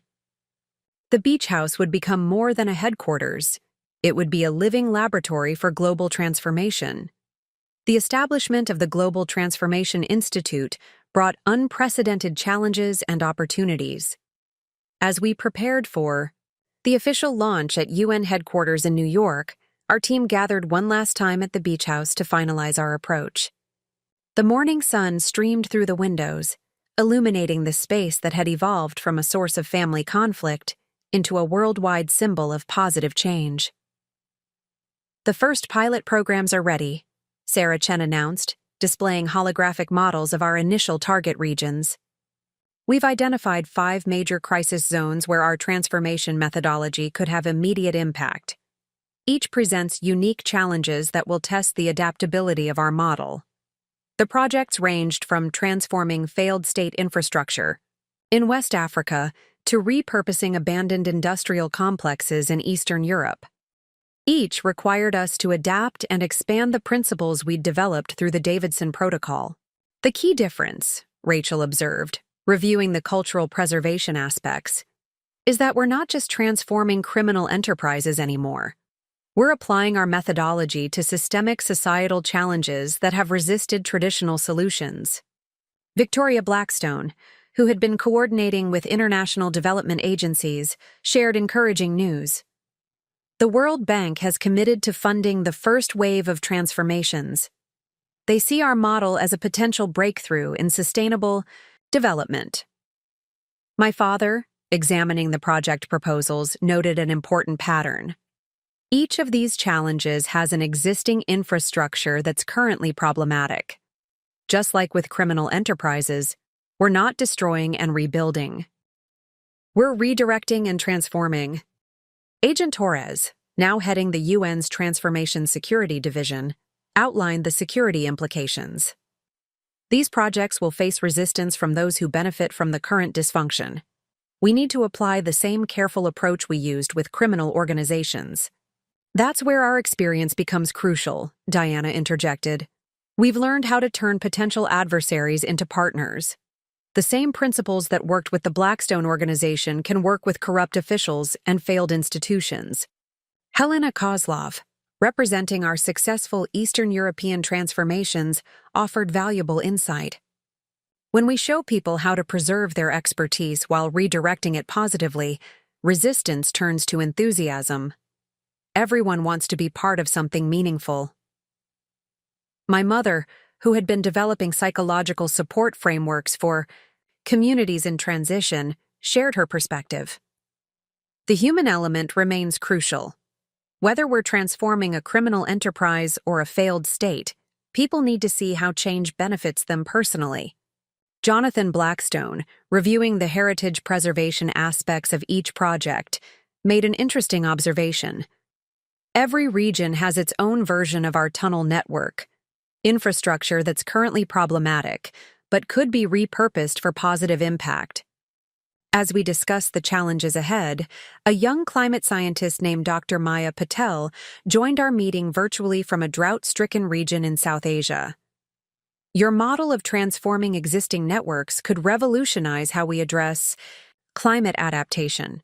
Instead of fighting traditional practices, we could transform them into climate-smart solutions. The implications were profound. Our methodology could potentially bridge the gap between environmental necessity and cultural preservation, turning potential conflicts into opportunities for collaborative evolution.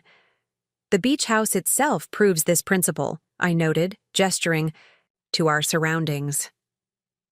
Every space that once served a problematic purpose now contributes to positive change, while preserving the historical and cultural significance of the property. Sarah Chen expanded on this idea, pulling up economic projections. By preserving and redirecting existing infrastructure rather than replacing it, we reduce costs while increasing community buy-in. It's not just more effective, it's more sustainable. Rachel, who had been quiet for a while, suddenly spoke up. We're not just transforming systems anymore. We're transforming how people think about transformation itself. Every successful project becomes a living example of what's possible. As the day progressed, we refined our approach for each pilot project. The beach house's conference room, once a space for confronting criminal enterprises, now hosted experts from various fields, all contributing to a new vision of global change. The UN Secretary General was right, my father observed. What we learned here, in this house, about transforming criminal enterprises has applications far beyond what we initially imagined. We're creating a new paradigm for addressing seemingly intractable problems.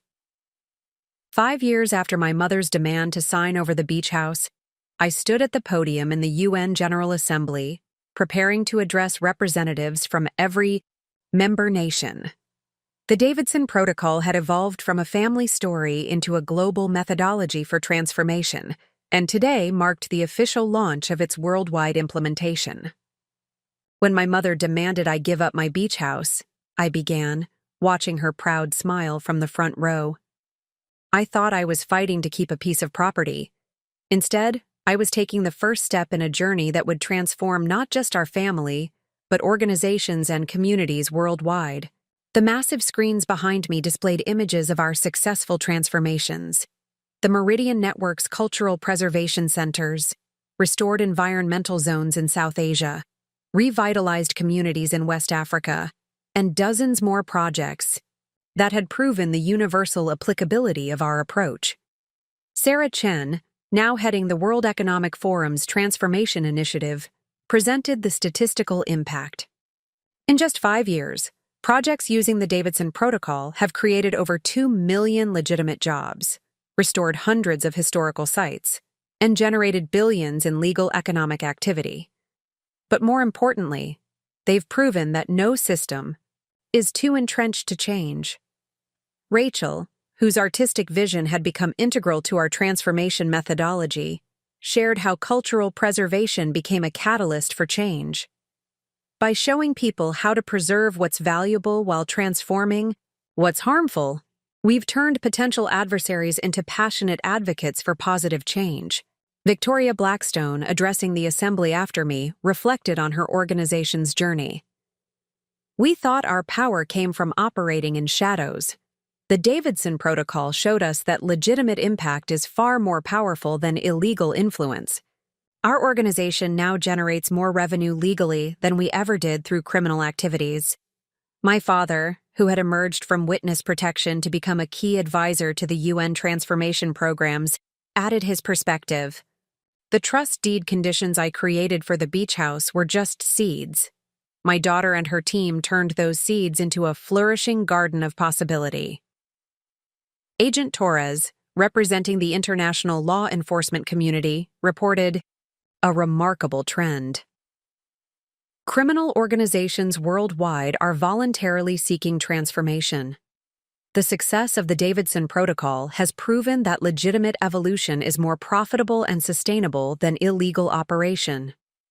Diana's legal frameworks had been adopted by the International Court of Justice as standard protocols for organizational transformation. We're not just changing how organizations operate, she explained to the assembly. We're changing how society approaches systemic problems. Helena Kozlov, whose Meridian Network transformation had become a model for cultural preservation, shared their success story. We thought we were protecting heritage by hiding it. Now we're sharing it with the world, generating legitimate income while preserving our cultural treasures. The beach house itself had become a living symbol of transformation. Now designated as a UNESCO World Heritage Site, it served as both the headquarters for our global initiatives and a training center for transformation specialists from around the world. Each room in that house tells a story of change, my mother told the assembly. From the tunnels that once hid smuggled goods to the galleries that now showcase cultural treasures, every space demonstrates how harmful systems can be transformed into forces for good. Jonathan Blackstone, who had initially resisted change most strongly, now led our heritage preservation programs. We're not just preserving buildings or artifacts, he explained. We're preserving the expertise and knowledge of generations while redirecting it toward positive purposes. As the assembly concluded, the Secretary General announced the establishment of permanent transformation centers in every UN region. The beach house model would be replicated globally, creating hubs for positive change worldwide. Looking out at the assembled representatives, I reflected on how far we'd come from that initial family conflict. The true inheritance, I concluded, was never about property. It was about the possibility of transformation. Every crisis contains within it the seeds of positive change. Every system, no matter how entrenched in harmful practices, can be transformed into a force for good. The standing ovation that followed wasn't just for our success. It was for the hope we'd given the world. Hope that no problem was too complex to solve. No system too corrupt to change. No conflict too entrenched to transform. As we gathered later that evening at the beach house, my family, our team, and representatives from transformed organizations worldwide, I realized that our story had become something far greater than ourselves. We had proven that transformation wasn't just possible, it was inevitable when people were shown a positive path forward. The sun set over the ocean, painting the sky in brilliant colors, as we celebrated not just our achievements, but the countless transformations yet to come. The beach house stood as a testament to what's possible when we choose to transform crisis into opportunity, conflict into collaboration, and problems into solutions. Up next, you've got 2 more standout stories right on your screen. If this one hit the mark, you won't want to pass these up. Just click and check them out. And don't forget to subscribe and turn on the notification bell so you don't miss any upload from us.